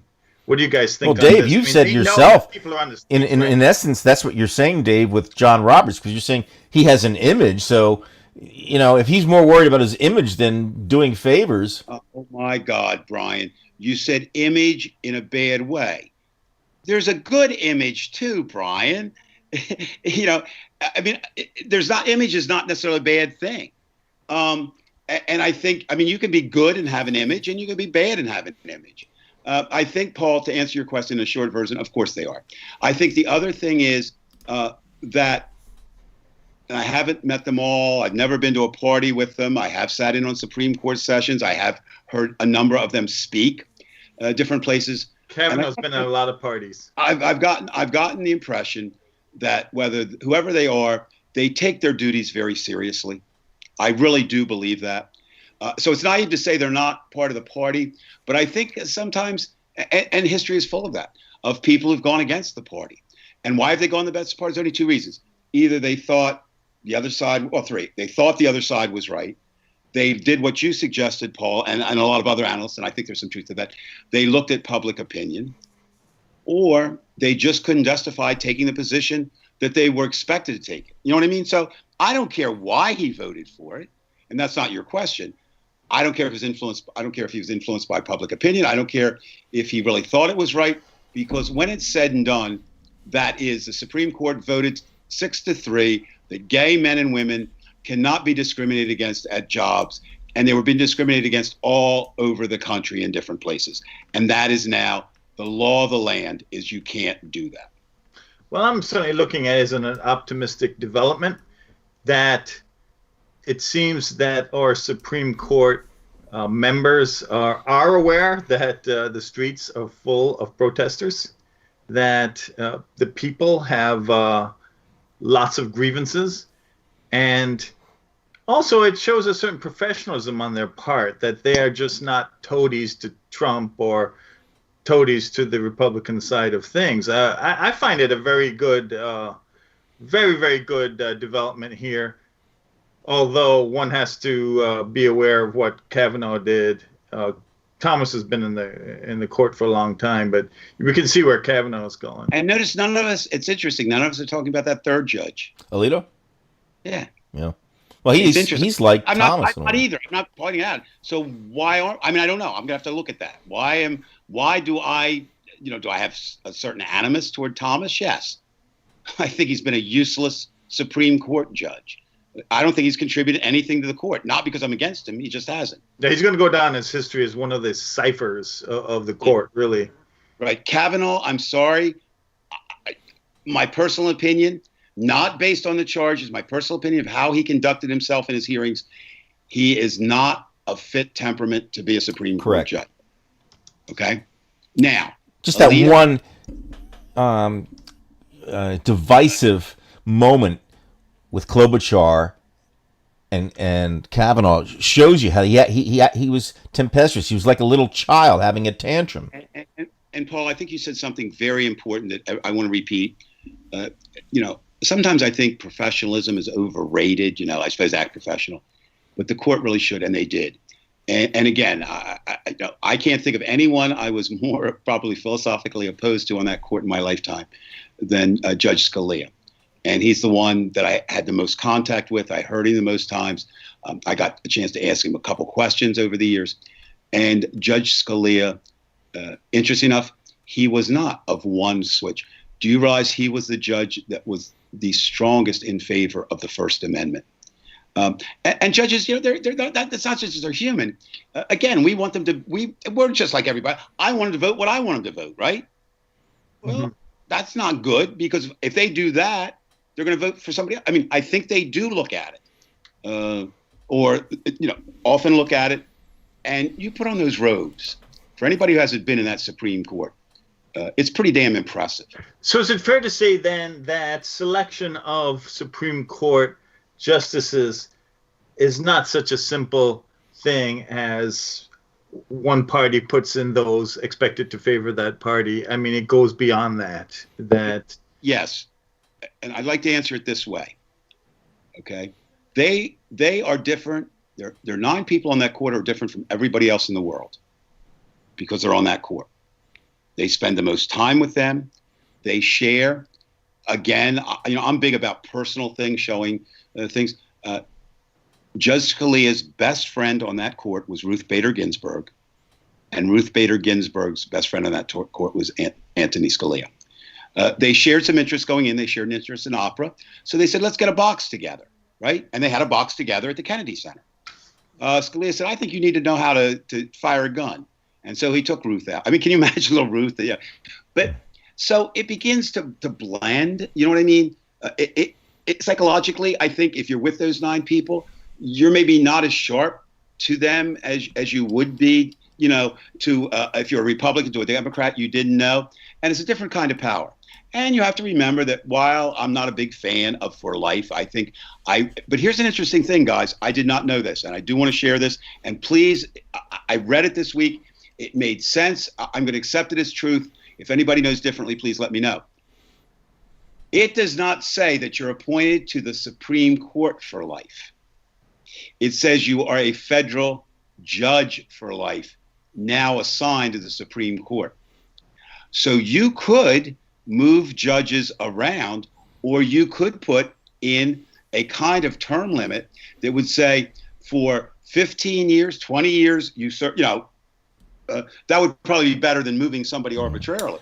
Right. So I think that's it. Dave, we got to move on here. try to keep with the time because a lot of people do want to get some comments in. CB Unglesby, and gentlemen, you can pipe in if you want, but we do want to keep. Yeah, Brian, why did you make it so small that nobody human can read it? Well, I don't want to go too large because I can make it that large. Anyway, Trump has to do the. Brian. They don't need to see me. I need to see the question. Again, this is along the lines of his last comment, but CB says Trump has to do the majority of things corporations wanted. Regs gone, 43 million low-income workers, climate action stopped, divide the country, and today are getting trillions of dollars.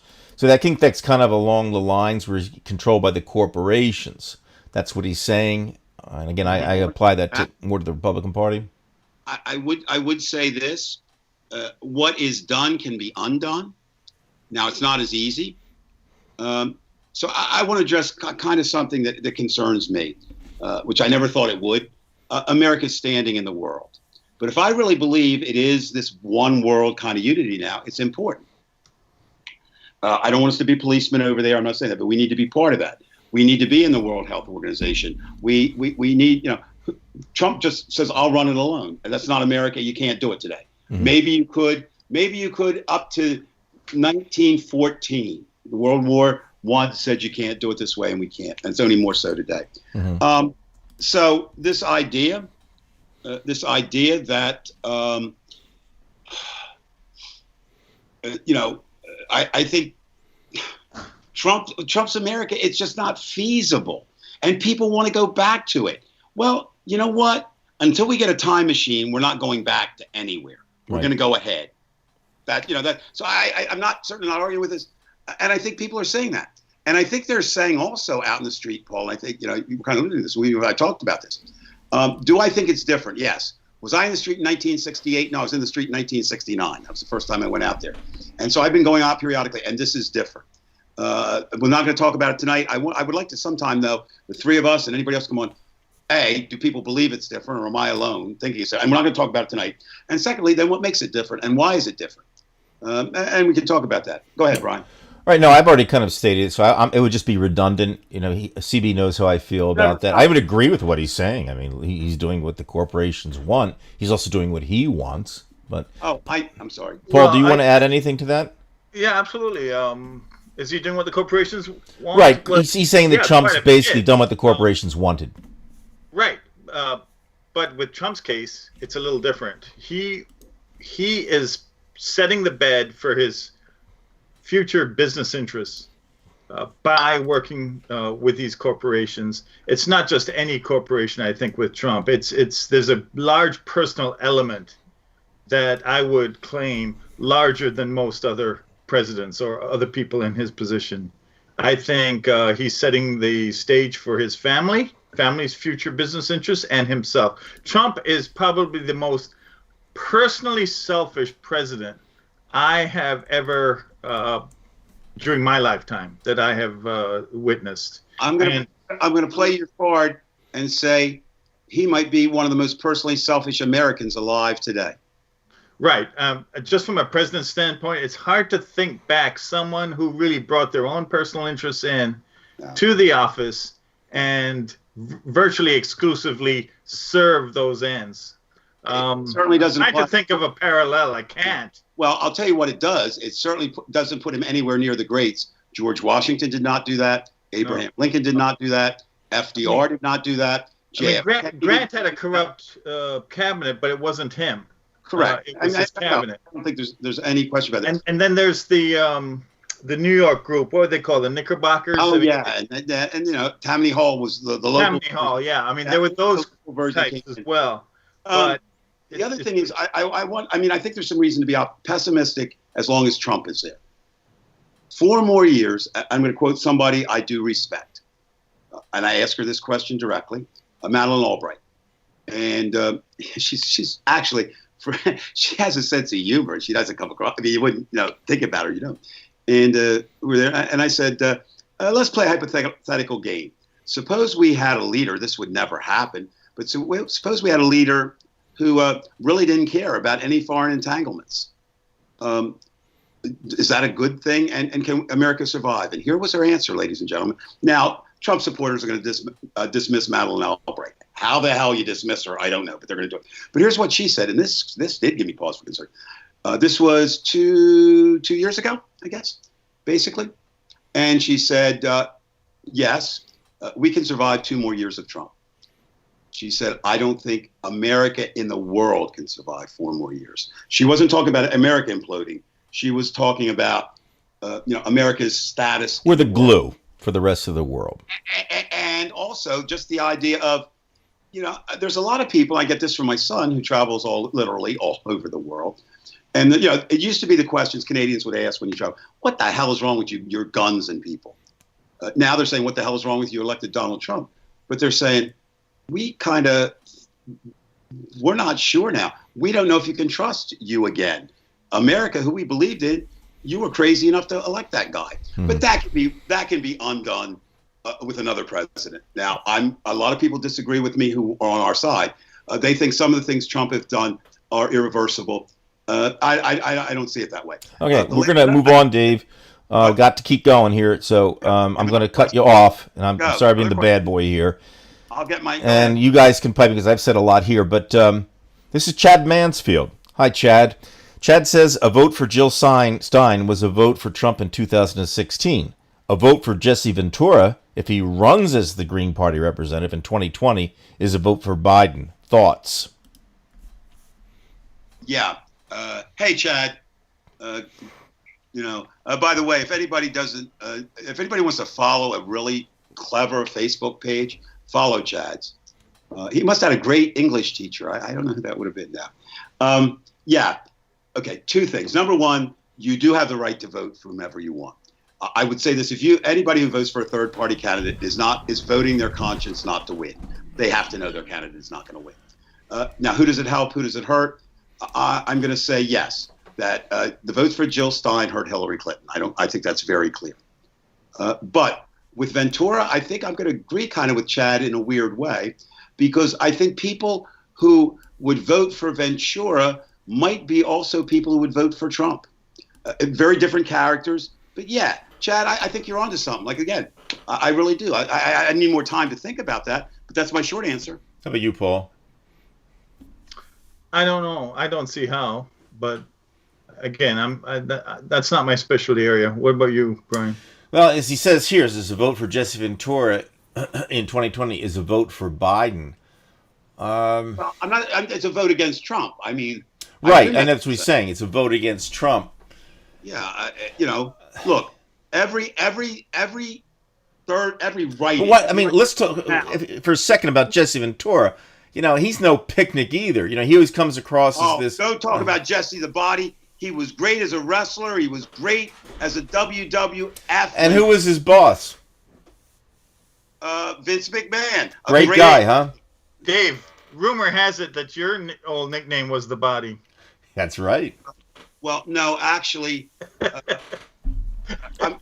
asked, I'm going to reveal. Do you remember, you and I are kind of comic book, science fiction fans, so we read comics, right?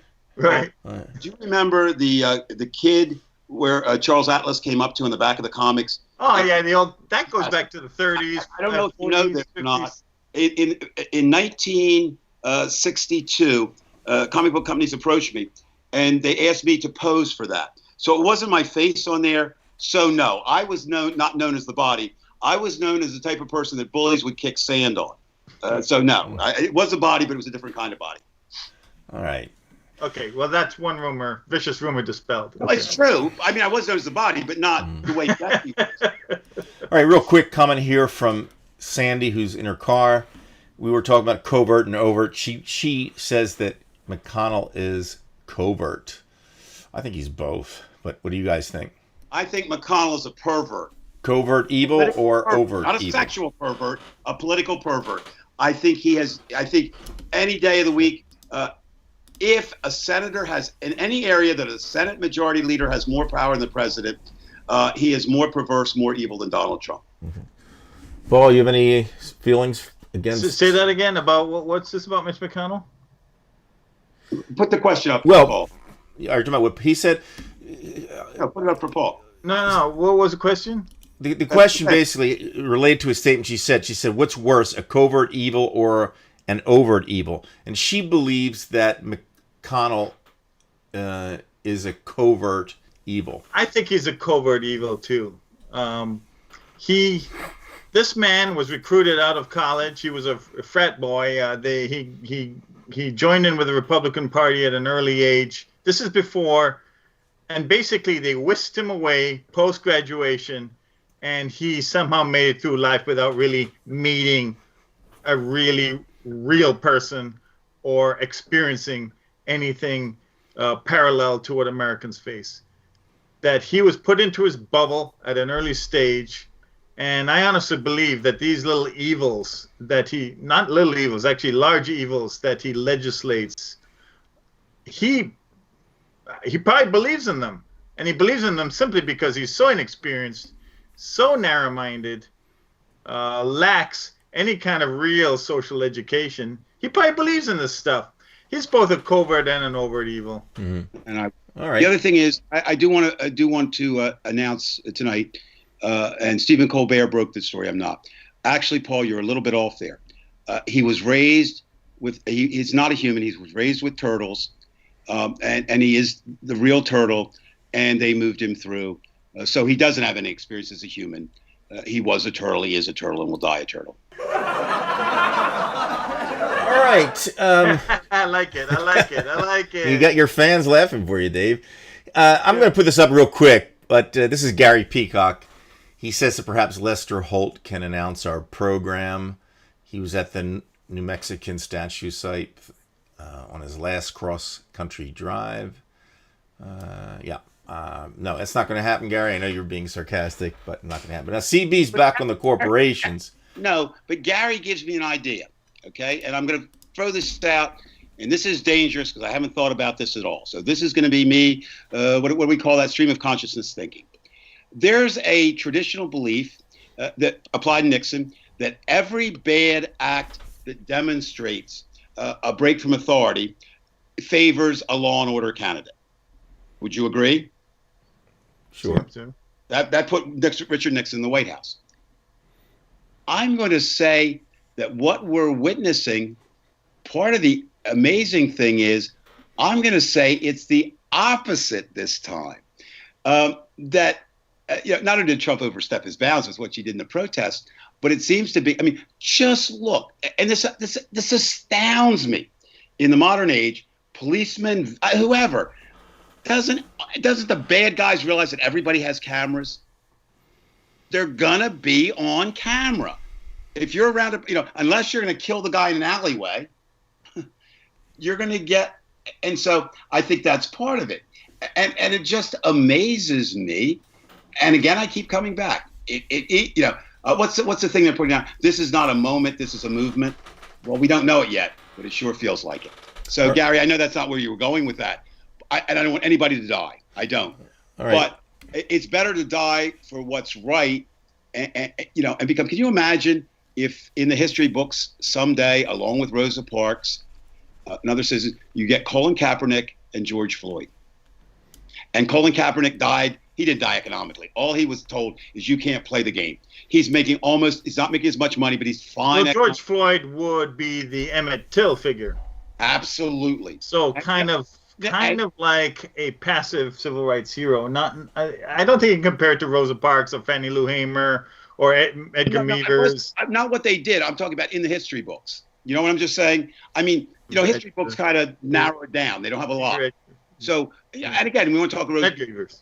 Do you realize, gentlemen, I'm not putting down Miss Parks at all. Not at all. She was very brave at what she did. But that was not their first choice. She was about number 4. And the reason she was chosen, because the others, she fit the best profile of a mild, elderly lady. And they were right to do that. Mm-hmm. Now, does that cheapen what she did? Absolutely not. But what it does is sometimes, even back then, remember TV's coming in, there was a lot of image and a lot of play. And so the same thing is here. That cop, I hate to use the term, whatever that guy was, on that knee, he will go down, as the reverse symbol. A symbol of evil that will live for that picture, and Colin Kaepernick's knee. And what I find interesting, not symmetry, not God, but think about it. The nice protest of the knee of Colin Kaepernick did not work. the bad, not protest, but the bad knee that killed George Floyd. Right. They're both kneeling. Right. Because I just find that, I don't know why I make it. It's Irony is, but there's something more, I don't know. All right. Cosmic something, I don't know. got to keep moving. Rumor has it Brian was kneeling in front of your portrait last night. If he wasn't, he should be.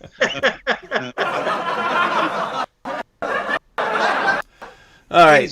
Ladies and gentlemen, Paul and I love Brian, but we need to take away some of his toys. This is the first night, ladies and gentlemen. Everything worked when we came on air.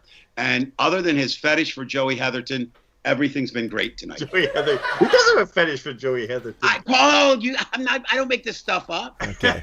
Let's not talk about Joey Heatherton tonight. Let's put it this okay? way, Dave. Joey Heatherton, too, is Brian's Stormy Daniels. Well, I don't want to disagree with you, but Joey Heatherton was my Stormy Daniels before there was a Stormy Daniels. So, yes, and I'm not saying that Lance Rensel beat the shit out of you. He was beating something, but it wouldn't be the shit out of me. Maybe that's why he did what he did. All right, that was pretty sick.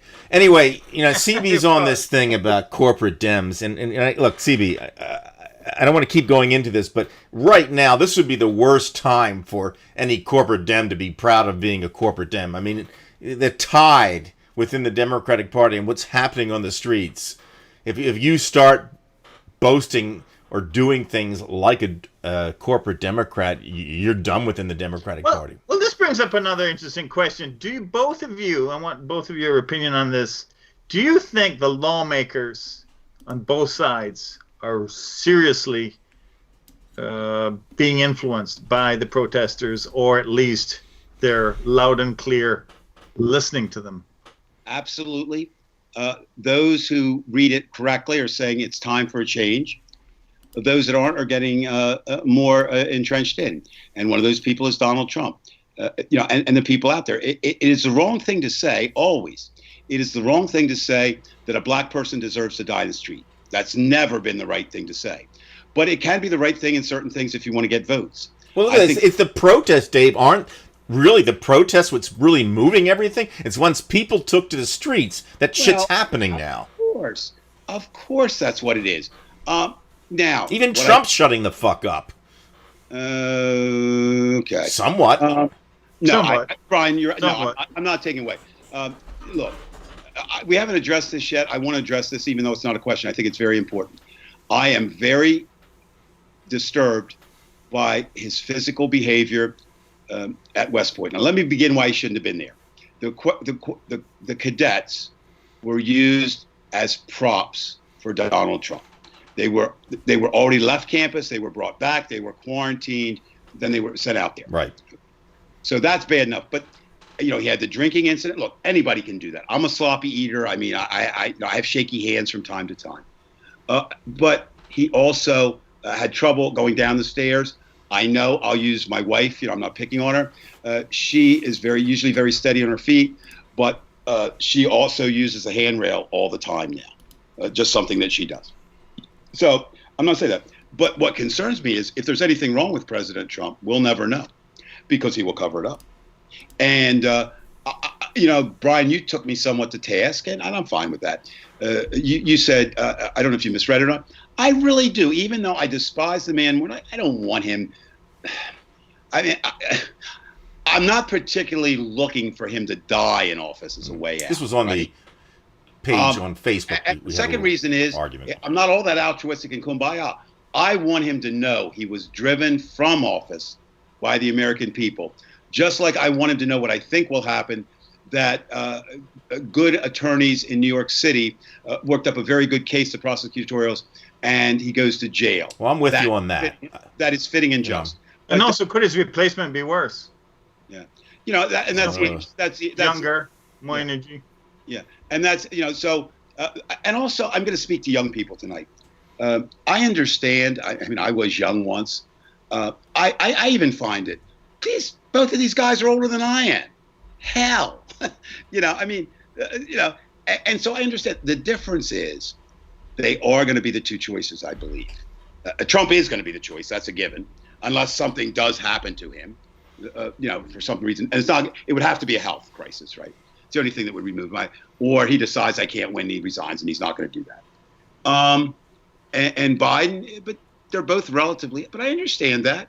That if you're 21 years old, now let's move that back. You're 18 years old. What do you really share in common with people in their 70s? Right? I mean, there's not a whole lot other than your humanists. So I would say to them, but you got to make a bigger decision than I do. And Paul, you and I've talked about this at length, and we're both wiser and older and more mature than Brian and all those things. But Brian's like the little kid, so we don't get involved in these conversations. But really, we have ours. I mean, really, we do. Okay? I mean, we've lived our lives. We're there. I want to live many more years. But I'm not going to live as long as that 18-year-old. I'm just not, right? So I would urge that 18-year-old to do this. Yeah, be discouraged. Yes. No. But you still should vote. And all you have to ask yourself is, do I see my future? And I'm talking about when I say my future, I don't mean in the future as of January or even the future as 2024. But do I see my future being better because one of those two were president? And if you do, please cast your vote for whichever person you see. Do not sit this one out, young people, even though I understand the tendency. And you're not going to get the world you want tomorrow. Okay, Dave, I'm going to cut you off here because I want to Paul get his 3 minutes about CB and the corporate Dems. He says the corporate Dems are in line now. CB, I'm not going to question you. I know you want to get Paul's. What does that mean? The corporate Basically, they're going to do what the corporations want them to do. That's what he's saying. All right. And I disagreed, and you're disagreeing. No, I'm going to take it another way. I don't mean to cut Paul off, but I feel very strongly about this. CB, you may be right. And you know what will happen? The people will take to the streets again. You think they're not going to take the streets if the Democrats don't do at least some of the right things? This is not about Donald Trump, the person, although it's part of it. This is not about the Republicans, although it is part of it. These are people that are fed up with being second-class citizens in America, no matter who is there. So the second point I would like to make is anybody is naive if they think you win an election without money. Third point I want to make. I'm not so sure there are corporations in line. Do you know how much Amazon would like to destroy their competitors and be the only one? Well, Mark Zuckerberg would like to destroy Twitter. Twitter would like, so I don't know, are they going to take money from Democratic supporters who happen to be billionaires? Yes, of course they are. To think anything else is naive. Right. And part of it is to fight. I like the fact, now, if CB or anyone else, I think we should get everything we should do to get money out of politics. But until that day, money helps on the path to winning, and winning is all in politics. Hey, Paul, how do you feel Democrats are in line?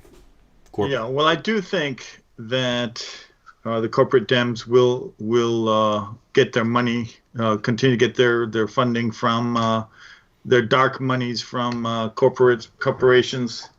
And I agree with Dave that people don't want business as usual. They do not. I think any signs of business as usual in the new. I mean, it'll be interesting once Biden takes over. He will get a honeymoon period, and actually, how long will that be? I'll tell you how long, Paul. It'll be his walk down Pennsylvania Avenue or his drive. That's how urgent this is for people. Right. And I'm not. Yeah, of course, that's ridiculous. Well, it won't last long, but don't forget, guys, that in all likelihood, all the props that Trump and his associates have been using to try and prop up the market, they're going to go away. The market will finally, and this will happen actually before the elections, I think. So the new president's going to be ushered in to a period of great financial strain, great financial stress. That's the first thing facing him, and it's going to be hard to the new president's going to have to be very careful about moving more monies, more chips over to the rich side of the table here during that sort of crisis. So it's going to be very interesting. It's going to be a very it's going to be a tough first few months definitely. If not first year. And there's some encouraging signs to this. President. Okay. I'm sorry. Go ahead. Well, Dave. Just real quickly, there's some encouraging signs. I'm going to go and say, whether it's Joe Biden or a Democrat, they're going to have to look at FDR's playbook. I'm not saying to do what FDR did. We're going to need some things that haven't been around for almost forever. And you see Biden as that person, really? No, I don't. But here's what I see. Okay? There is nobody opposing Donald Trump. Would you agree to that in his party? Except Mitt Romney. Now, guess who's going to oppose? You don't need to be on the street. You really think Bernie's going to stand and kumbaya the way? I was talking today with someone about Ted Cruz. Look, I don't have a lot of respect for Ted Cruz for this reason. God told him to run. Oh, that's really what happened. They had a meeting and God told. Well, actually, didn't tell him. He told his wife, and then his wife said, "God told me." That's verbatim from people that were there. God told me to join the show tonight. He wants a theocracy. But having said that, how the hell, Ted, when the man attacked your wife, and Donald Trump did attack his wife, and he said your father was in the killing of John F. Kennedy, and now you're going to carry that man's Now word? he's going to ask Jim Jordan to fight for him. Fuck you, Ted Cruz. Okay. You're not anything. All right, Dave, we get a new, just some quick points. These don't have to have any comment unless you want to. Keith Boyd says he has a bed for you here in Australia anytime. Thank you, Keith. It might happen because Michael and Shannon, my son and daughter-in-law, actually told Judy and I there's not room for us here. We have to get a hotel when we go. All right. So if I come, that's good, Keith. Thank you. And he says that education and healthcare is far better than in the USA. Can I respond to that just a moment? What happened was Brian and Paul have done an outstanding job, and this is not a kumbaya. They're fighting their fight for the environment, and anybody who doesn't tune in or look at the reality report is there. Excuse me, my fight. I mean, you can't fight everything, so I let great fighters fight for me on the environment, education because I spent so long there, and healthcare is better. But one of the things I did.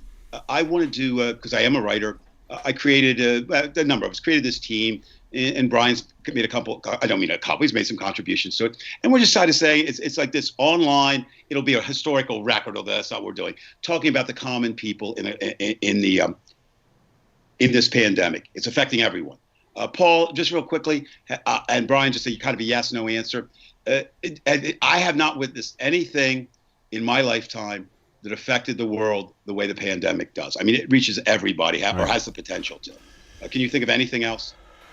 Well, we've had, not in terms of pandemic, but we've had really momentous events occur during my lifetime and yours as well, Dave. For example, 9/11 was, I think, a very seminal event, I think. I'm not disagreeing with that. Vietnam War.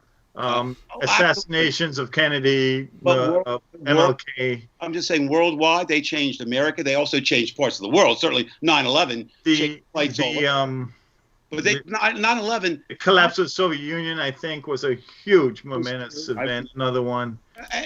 Quite a few, and they affect us in different ways. I'm sorry, Dave. No. I'm just saying what, and I'm not disagreeing with it. I think they did. I'm just saying I don't know that they have the total impact on the total number of people is this virus. All right. But the course is that's not making it better or worse. It just is. So I reached out to a number of my former students who live in foreign countries. This is the point I want to make.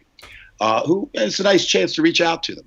Germany, England, France, a few other countries. And to a person, and this really not bothers me, but this kind of flies in the face of U.S. exceptionalism. Not one of them, not one would return to the United States to live. And they asked them why. They said, it is better here than it is in the United States. Right. So when you bring up healthcare, and we would go through that, they actually brought up those two things that were just on the screen. They said our healthcare is better and our education is better. All right. Here's a couple. I will post these.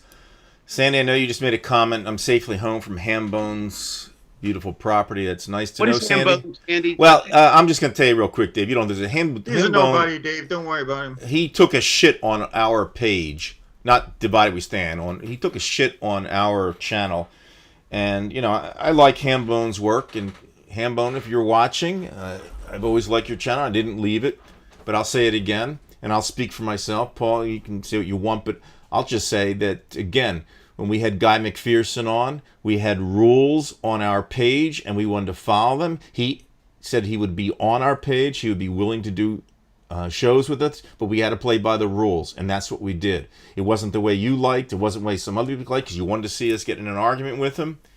I had no problem with Guy, and you took a shit on us. So I make no apologies for that. Guy played by the rules. I played by the rules. And any comment that didn't have any logic or was some personal attack, I deleted. It's just too bad, because that's just the way we run the game. And I wasn't going to put up with the shit. And you got mad at us for doing that. But that's just the way we run our channel. And that was the way it is. At least I'll speak for myself. Paul, if you don't have to add anything if you want to. I mean, he's Hambone is a climate change commentator. He's a one subject pony. I don't feel our show is a one subject pony, and we'll leave it at that. We cover a hell of a lot more than just climate change. Mm-hmm. And can I comment, even though I don't know him? It'll always be that way. If you want a good Hambone, the greatest Hambone that I know, and this is serious, I'm not joking, is in one of August Wilson's greatest plays. It's called Two Trains Running. So if what you're saying, this one Hambone isn't good, if you want a good Hambone, check out August Wilson. Well, he's got a very popular channel, Dave. He's got 10,000 subscribers, but whatever. I mean, it's just inside bullshit. But it's all had to do with Guy McPherson. I don't want to go into this any more than I did. No, you shouldn't. But go ahead. That's that. Okay. So Sandy, it's nice, but that's just how I feel. Now let's go to another comment. You don't care. Yeah. Don't care. Sorry. All right. So anyway, I just want to get off my worth chest. Discussing. Move on. Who's comment? This is Sandy. Now? It was not a victory for Frank from Graham. That clueless morning. Yeah, it wasn't a victory for him. He lost, and that's good. And you know what? I don't know why this popped in my mind. Boy, is this weird. Do you remember the ending of It's a Wonderful Life, which I think is not only one of the greatest Christmas movies, one of the best movies of all time. And I'm going to do the little girl. That Mama says whenever an angel gets his wing, or whatever, the angel gets his wings, it's a good thing. The bell rings in there. Well, I feel the same way. Every time an evangelical doesn't get his or her way, the angels got theirs. So I'm glad. If Franklin Graham goes 0 for 27,000 million, America would be better. Mm-hmm.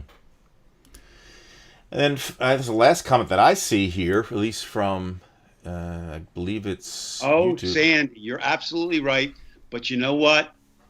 I'm not going to argue with you because I think you're correct. But I do know turtles are wonderful, except the McConnell branch of the turtle family is not wonderful. And so he is the exception to the rule. He and his family, they are the bad, evil turtles. And bad, evil turtles are not wonderful. So 99.99% of turtles are wonderful. But unfortunately, maybe it was bad genes. Sandy's right. We're insulting turtles by... Well, but maybe this... By associating them. Did you ever think about this? Maybe they were turtles that took the bad brown acid at Woodstock and birthed Mitch, and who knows what happened. Well, McConnell's an asshole. I mean, what else can you say? I mean, he's an asshole. Dangerous asshole. I got to put dangerous in front. All right, we covered all of the comments tonight so far. I mean, there may have been one or two interspersed, but unless we get any new ones here. Okay, well, I'll bring up a subject. What about Trump's planned $1 trillion infrastructure program? Comments from both of you on that?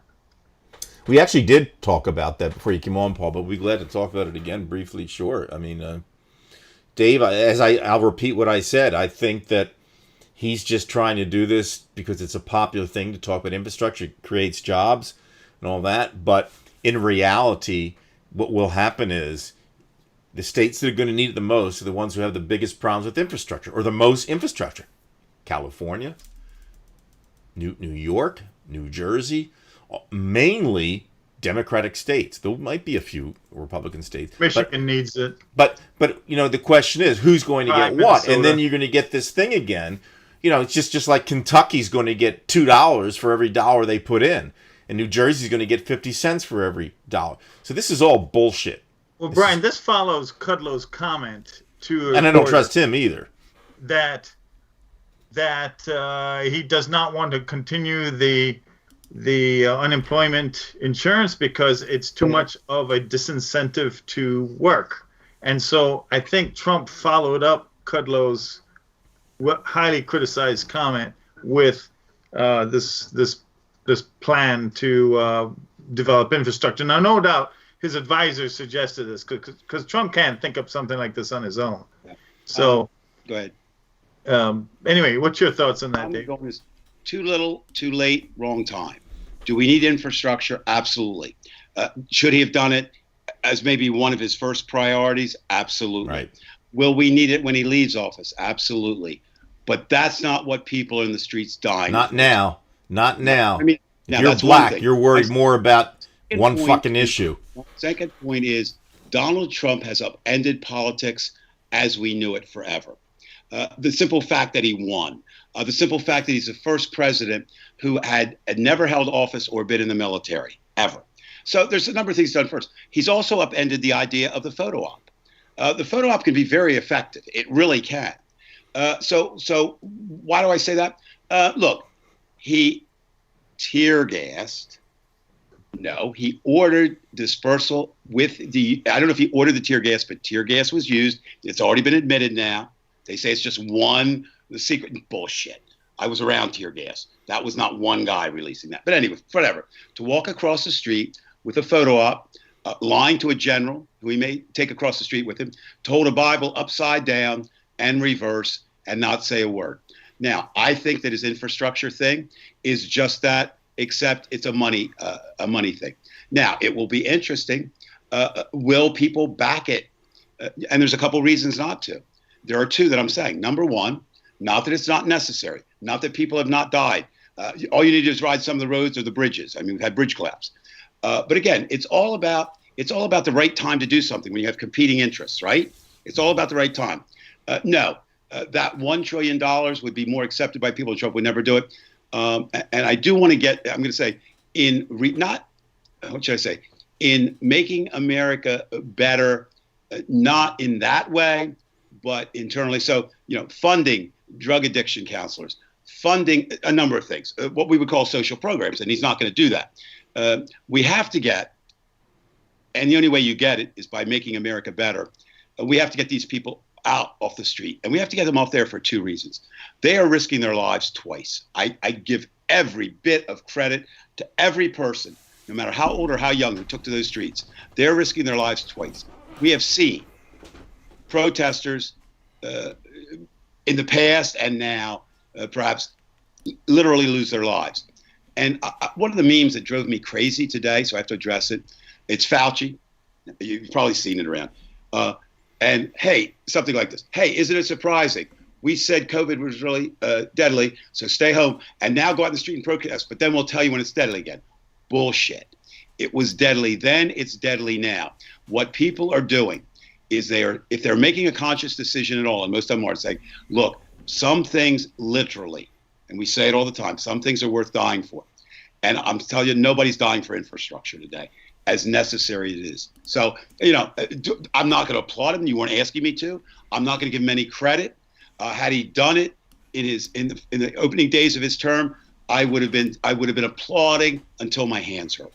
Well, I think it is the right timing in the sense that it's coming out just as talk of whether to continue the unemployment insurance is coming out. So I think that's what it's a response to. Now, regarding the tear gassing, can you imagine how many times Trump was probably going to come out and order dispersal and then maybe his aides and advisors talked him out of it? I mean, we don't know how many times. I mean, this guy flies off the handle. Well, I imagine that night I wouldn't be his aide, but if I were, I'd tackled him.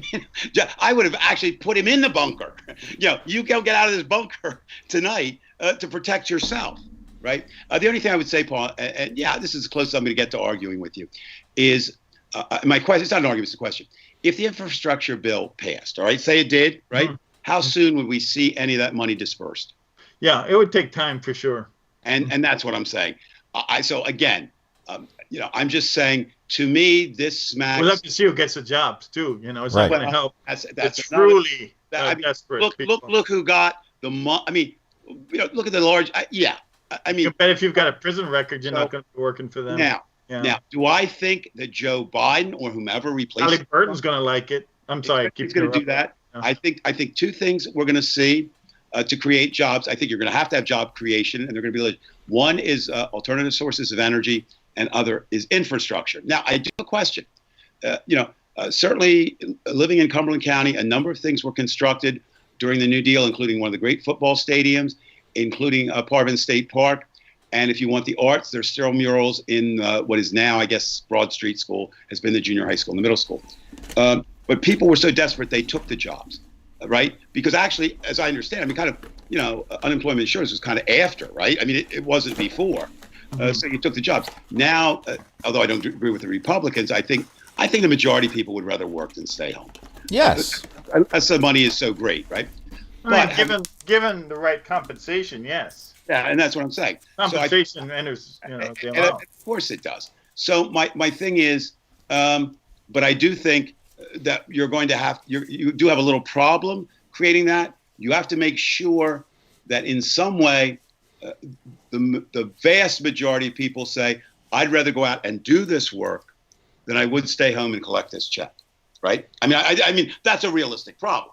Now, the Republicans think it's all that. I think it's a minor part. But, if you're going to pay people $4 an hour, or minimum wage, and they don't get anything out of it, and they're going to end up, I mean, I'm making fun of this, but I'm not. They're going to end up, I always think of that scene in Cool Hand Luke. Well, I think of the scene where she does the thing with the hose, which is probably the sexiest thing ever done in movies, and it got by the censors. I don't know how the hell it did. But the basic thing is those guys are sweating and digging this shit, and they're prisoners.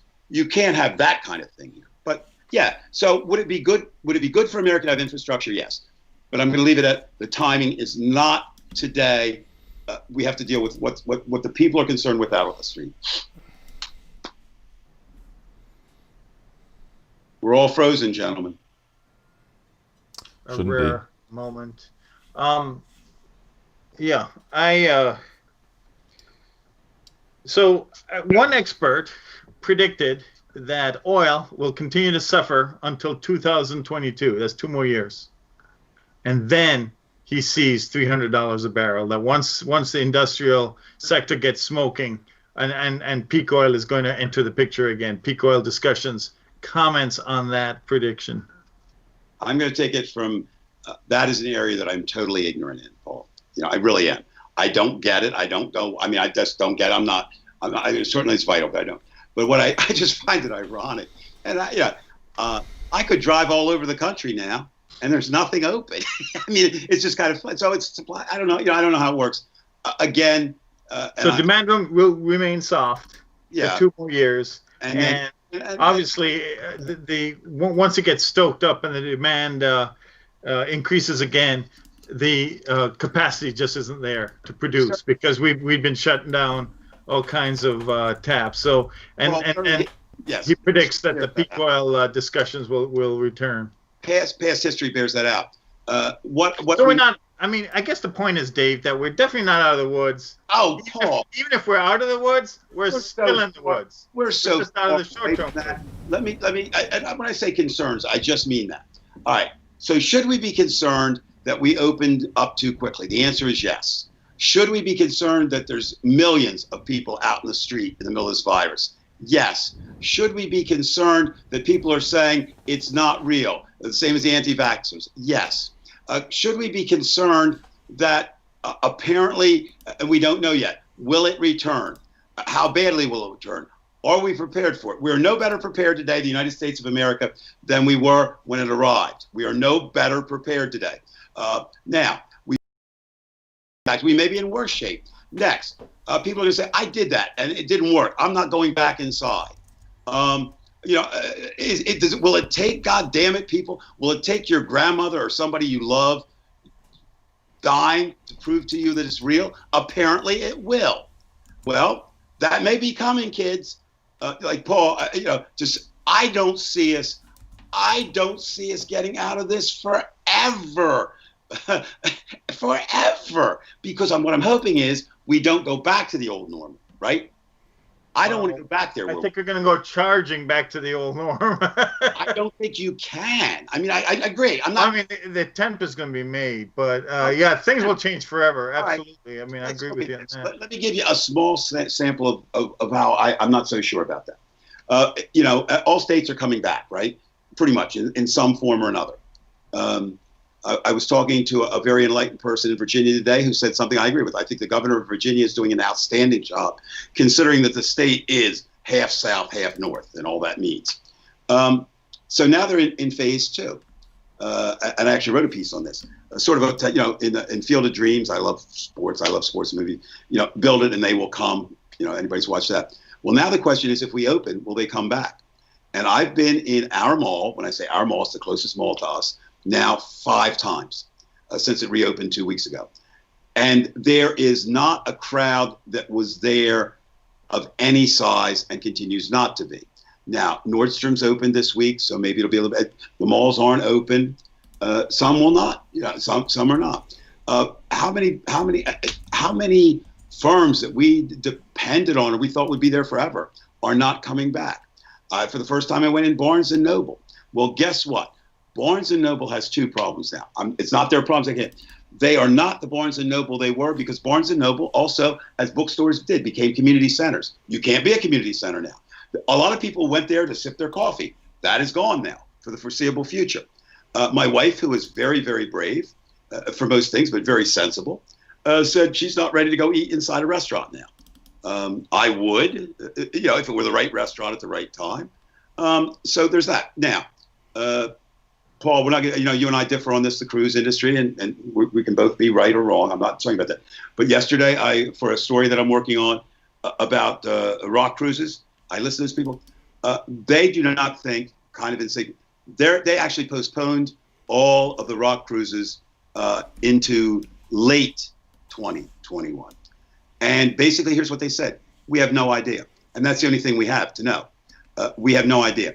Also, and again, we don't know this. There are people who believe we should have just let this pandemic run. Herd immunity we would have gotten? Okay. Well, thered be a hell of a lot of people dead. Do we really think in the modern world with biological weapons, with terrorists, with cloning, with all the things that have this for it, that this is the last pandemic we will see? That this is somewhere an isolated incident? So maybe we get out of this one, and 2 years. Can you imagine, Brian, I'm going to put this to you. You're still teaching. Can you imagine Bridgeton High School opening in any sense and having to close at any point next year? I can, but can you imagine what that does? People think that they're out of it. And Paul, you're right. They're not. This is not over. It's not over by a long shot. And even when it's over, it's not done. The damage has been done to this economy and had to be done. And if we had done it right, maybe, and listened to the scientists and not dismissed them, and I will say this, they didn't have their act together either. You can wear a mask, you can't wear a mask, you can get it from a surface, but that's part of dealing with this. So yeah, I mean, I'm optimistic about some things, but I'm not optimistic about this pandemic going away anytime. And that's why I say I think it'll take like a New Deal kind of thing, a new way to approach the world. You've set it up so the big guys run. Well, Amazon is going to do fine. Walmart is going to do fine. Target is going to do fine. I do think this is interesting. People say, why they keep the big stores open? Well, they kept the big stores open because if you sold food, you kept open. You were considered essential. If you sold drugs, right? Not street drugs. So unfortunately, the mom and pop store that didn't do that, they're still not open in some states. I would like to answer that question about the oil, Paul. Come back to that. And by the way, Dave, I know you wanted to see Lee, one of the great scenes in all Lee Marvin and Paul Newman and Peep Show, whatever it was called. It was called Cool Hand Luke. Right, but I'm saying the actual scene was called Road Gang Peep Show. That's what it was. Well, and you'll see if you watch it, people. Right. So in any case, right, you're mentioning the price of oil perhaps going up to something like $300 a barrel. That was it's been traditional that oil companies have tried to get back their revenues when the prices, hit rock bottom. So that's not unusual.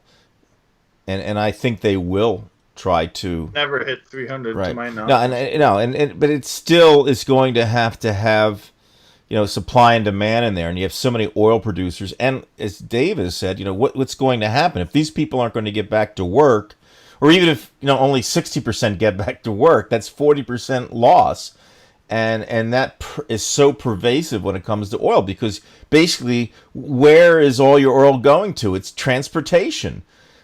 And plastics, by the way, that's a big part too. But plastics and transportation, and you're already having transportation cut. And in a way, it's good. This is what I do like about Amazon, and I will say this, guys, because you might disagree with me, but transportation in general is very inefficient in this country. I mean, you go to the grocery store, you go to the barbershop, you go to 18,000 different places with your car, and 18,000 people do it. And anybody who knows anything about economics, it's much more efficient to have one machine doing all that work. You cut down the inefficiency. So in that sense, I think it's going to become more efficient, which means we're going to use less and less oil. So they're going to try to spike the price of oil up. They do want to get back. And by the way, the countries like Saudi Arabia, they're in big trouble because they used to pay their citizens $70,000 a year. They could sit on their asses and they'd be okay. But now that they don't have that, they could revolt and there could be a new Arab Spring. So I don't think it's going to hit 300 unless there's a war or there's some agreement. And I don't see any agreement between Russia and Venezuela. Brian, you just raised an interesting question. And I want to ask you two gentlemen this, a tangential question. Is there a country right now that is doing well? A country. Now, the obvious answer, I'll say one, is New Zealand. Because they got it under control and they have a good leader. Oh, you mean doing well in terms of COVID? Doing well just in anything. I don't see anybody doing well anywhere. I see individuals doing well. Putin's certainly still amassing his power, Amazon, but I don't see countries doing well. Not as well as they did prior to this. Am I missing something?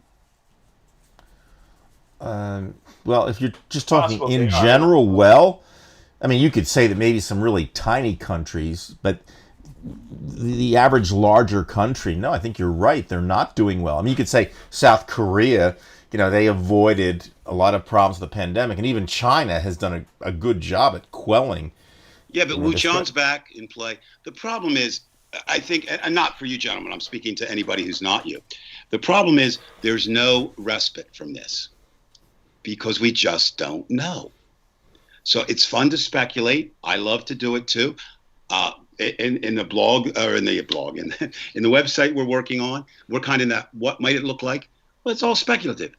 Paul, it's like you and I getting together and let's write science fiction. That's really what's. And you know who does more of it than anybody else? It's Donald Trump and that stinking Larry Kudlow. All they do is talk about, I think we really are going to have a V-shaped. Come on, let's stop. Let's stop.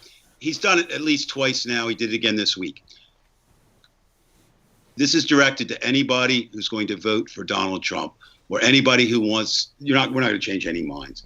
This alone says to me, the man is too stupid to be president. He said it more than one occasion. He said, you know what?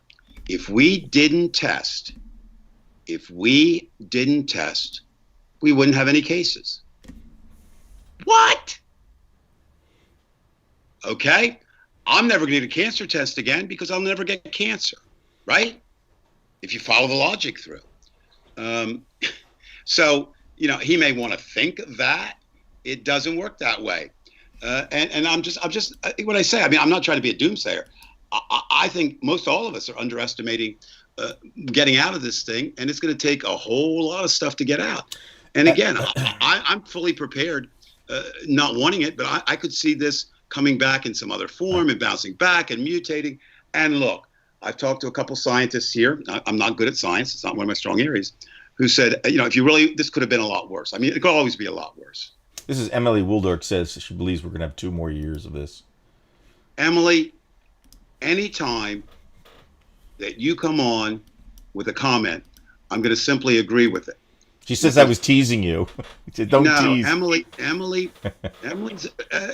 you know, you want to play this game, we'll play it. Emily is a special person. And the reason she's a special person is part for herself, part because of the man she married. It could have been me and she chose Barry instead, which was a much better choice. No, but she you know, it's interesting. We're talking about this. Well done, Emily. Yeah, she made it smart. I know. Emily, if you don't mind, and I'll wait, you send me a message. Next week, I will tell you the story. I think it actually came up last week, and I didn't get to her. Emily, please give me the okay to tell the story of how Emily Waldurk Beecroft saved my life, literally. Go ahead. Glad to hear from you, Emily, as always. Let me say, you know, we're talking about the bravery. Emily and her family, and Emily is younger than I am, but not by a whole lot. They went out on the streets of Bridgeton and other, you know, to say this is wrong. Emily's always believed it. So, you know, I mean, I know she knows the virus is real. She's one of those people I was talking about. Sometimes you got to do what you got to do because it's right. And I don't blame anyone who doesn't go out on the street because the virus is just as deadly. But I certainly give more credit to the person who goes out in the street aware of what's out there than I would to anyone who. Is that okay? I mean, I can tell them the story now. Is that Emily? I guess she says okay. I don't know what that means. You want me to tell the story or not? It's up to you guys.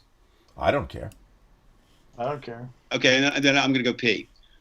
Anyway, here's the story.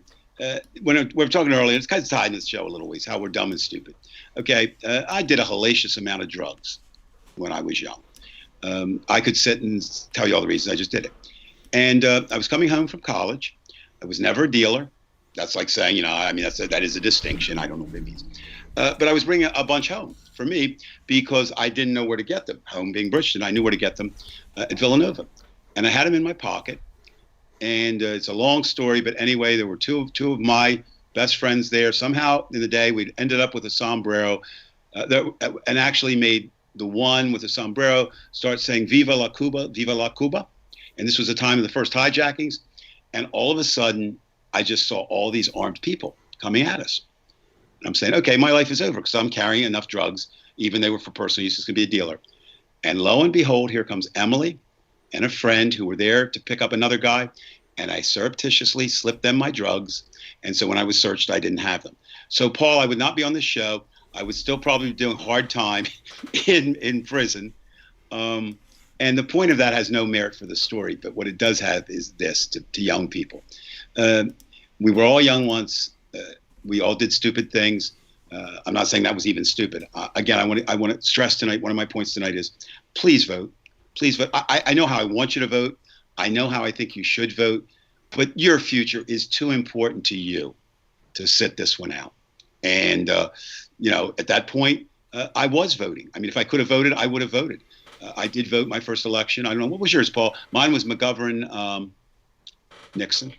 72. I was, 18-year-old vote was in. Ours was 80. I was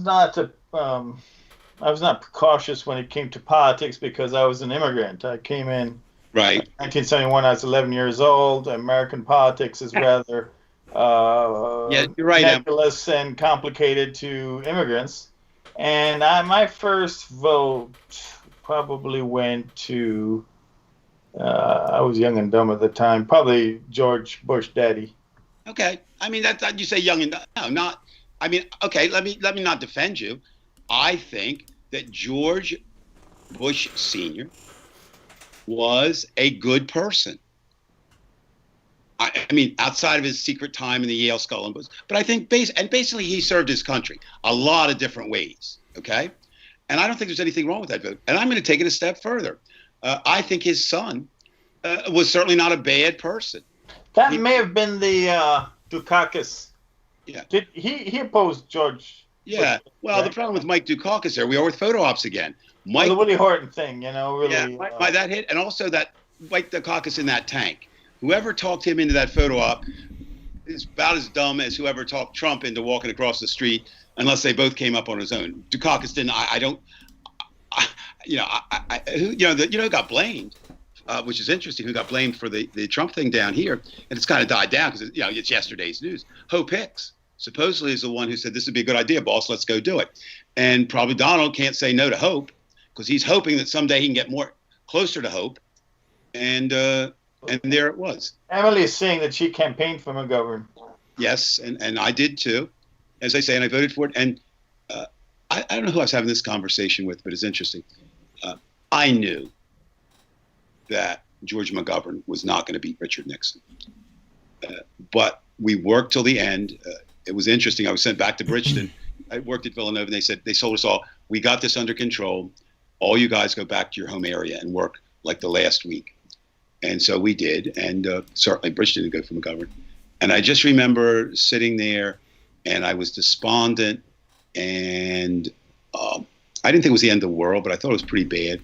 And I'm not always proven right, but certainly I was right in that choice that Richard Nixon was not the president then and was not going to be the president. Nixon took probably the only option he had other than Harry Carey. He resigned. That is not an option Trump will do. So we're back. How's it different? We have to beat Trump at the polls. That's all. When I first met Brian in Bowling Green, Reagan was just getting into office. God, you guys. Right, I voted for John Anderson. I hated Carter because of Iran, but I hated Reagan, and I blew my vote. I voted for Anderson. I remember you voting for Anderson, yeah. You didn't vote. I thought John Anderson was a very attractive candidate. I voted for Jimmy Carter because Bob Dylan and Greg Allman were for him, but go ahead. I just felt that at the time I was just so upset with him that he let this country intimidate us, and all things went wrong with the rescue, and I just felt he was weak. And that I'm not. He got fired. He basically got fired. But what you know what he did. But here's the thing: can you imagine how different that had been if that rescue had succeeded? Yes, it would have been a lot different because you had the hockey team winning. You had that but going. Then Reagan would have gotten credit to Brian. Well, if the rescue had come before, if he had done it before, because remember, it's 444 days. The rescue attempt, yeah. I mean, that Black Hawk Down. There was a bad Brian, storm. Reagan got into office was it weeks after the hostages? They got released the day after. The day actually, was. There's a lot of talk. Yeah, day after, yeah. Yeah, there's a lot of talk with some validity, just as Richard Nixon did, and this has been verified. He had talks, said to the North Vietnam, don't settle now, I'll make you a better deal. And there's some belief that Reagan, through back channels or whatever, said, not that he would do a better deal, but just, emasculate the president. But actually that whole team involved in Iran were set up by Carter. In other words, Reagan's victorious policy towards the Iranians was actually Carter's. Carter set that up. And I wonder, again, this is not the show to do it at the time. Yeah. I'm wondering, how do you help? And what is the help that you give to the Middle East to make it more peaceful? I mean, I don't know. I don't know. Or is again. Keep our freaking nose out of there. That's a start. Big start. Okay, we got to get out of there. That's what I'm saying. I mean, so if that's, and I agree with you. So if that's the case, what the hell are we still doing there? Well, a lot of it is ego. A lot of it is money. A lot of it is, President Lyndon Johnson. Had he been able to say Vietnam was a mistake and pull out, he would go down as one of the greatest presidents. He's one of the greatest domestic presidents. He was ramping it up. He was doing the opposite. Right. But I'm just saying, because he didn't want to be the first president to lose a war. Correct. Well, at least he removed that stigma. So we don't have that anymore. Look, if the Russians couldn't win in Afghanistan, how the fuck are we? I don't know, gentlemen. I don't know much about war, but I think one thing hasn't changed. If you're fighting in your own homeland, you're probably going to be more apt to die for it. Right. Secondly, the longer away you are from your supply chain, the less chance there is for you to win. If you're not now, America could win any war tomorrow. Any war tomorrow. Bomb somebody, as Curtis LeMay said when he was running as George Wallace's vice president. We evacuate and drop the big one. That was his vice president. That's what he was going to do. Now we won the war, yeah, but at what cost? But if you're not willing, I mean, I wonder if you're not willing to win, the war, what the hell are you there for? I maybe, don't go if you're not going to win it, and it's unwinnable. What are you going to do? Search for people in the mountains? They're going to go under. Their version of going underground is in the mountains. So yeah, I understand. Israel. I got all that. Other places, yes, we stand a chance. But I don't see America. I just don't see America ever being successful in the Middle East. And so you're in bed with the Saudis for oil, and they turn around and finance 9/11, which is that's not speculative. The money came from there. I'm not saying for the country, but financiers. So yeah, I don't see any way. But it's interesting. All that now is on the back burner right now because we're dealing with these people in the streets, and what we're dealing with is America, who's supposed to be the land of opportunity, equal opportunity, all people created equal. We're finding out each and every day they're not. We're finding out that the people are supposed to protect us. Police, as I understand it, protect and serve. Many of them do that. Many of them do it to the best of their ability. But I don't know that killing someone without justification is protecting and serving anybody. That's what we're dealing with. And so it's interesting how we have all these world problems, and you can't focus on them. So right now we're in one of those moments, as we should be. I think where Trump kind of said we need to focus on America. Well, how? Yeah, because the America you took over, you've made it far worse. All right. Listen, before we sign off, Dave, because I think I'm going to have my third set of teeth come in here if we stand any longer. But I do want to show everybody the page you have set up. Oh, thank you. Yes, indeed. I think. Yeah, let's look at this. I want to make sure I have it looking correct. What I can see of it is the actual photo that's up there that runs the page in. Right. As you scroll through, I'll just say a couple things. There's me. And notice for everybody, stop there. I have my flag upside down, so that is my protest. Right. And I'll just explain that's what it is. Anybody can contribute to it. No, I'm anything I write, I'm not taking credit for. Go up. I think it's the first. Yeah, this one. Interesting story. Do I have time to tell it? Yeah, as long as you don't hold us up till tomorrow. Okay, no. We're walking down. People would stay with me. They won't stay with you, Brian. But they would say, put that back up. I need that back up. All right, you're going to need Keith Boyd's bed. I think we're all going to need it in a second. Here we go. Anyway, this is just how it works in my world as Dave Price, street reporter. Judy and I were walking to Lidl. We do that on Sunday to pick up any small groceries we need. And I see a gentleman and what I assume is his wife, and did prove to be his wife, a black gentleman, black woman. They're sitting on outside the Hyatt Regency. And he had on a Do the Right Thing shirt. And at Friday night, I encourage every American to watch Spike Lee's new movie, The Bloods, the Five Bloods. And we got to talk. And 15 minutes later, we're still talking. Judy's talking to the wife. I'm talking. We took them down to Lidl. And Marcus said to me, you're a writer. And I said, yeah. He said, I like to be a writer, too. This was a piece he had on his phone. And I think it's very meaningful. And I think it's from the heart. And today I said to Marcus, who's back in Georgia, first of all, they flew up, which was interesting. And this is another point. He felt as a black American from Rome, Georgia, that was important that he protest in Atlanta. But he wanted to come to Washington, D.C. for at least a couple days to make his protest here known. And then they flew back. So it can be something from that. I just grabbed things. That is the official URL.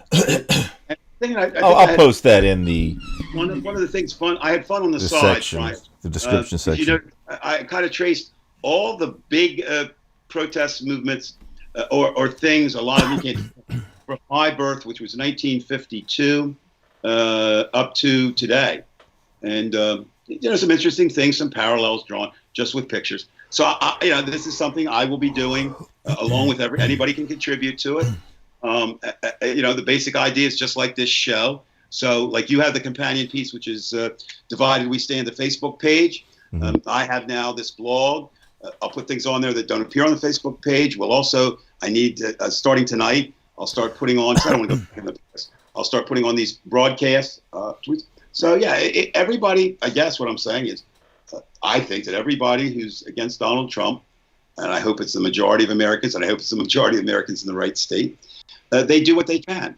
I'm doing this we all do it for different reasons. I'm doing it because I do despise and find despicable Donald Trump in everything. I'm doing it for people who I think have been shortchanged my entire life. I've had white privilege. I've had it. I'm doing a piece on that. I've done a couple things on that. It's real. It's there. I've lived I've lived the advantages of it since I was born. But mostly I'm doing it for Audrey and Owen. If Don, this is not a threat. Oh, Dave doesn't. No, this is what I don't want them. I don't want them to grow up in Donald Trump's America, because that is not America. And I've said it before. And any grandparent out there that's listening, Emily, I know you're a grandparent. There's a few others out there maybe that are listening. I say this, and it's hard for a grandparent to do. If tomorrow they said Donald Trump will win the election, your grandchildren will stay in Australia, and you will not see them for 4 years, say that's fine. Let's see if they can come back to a better America. And that is my concluding comment for tonight, unless I decide to make one. And you know what I do? I now have a symbol that I'm supposed to shut up. I now always turn my cap backwards, and that means I'm going to shut up, unless Brian makes me talk.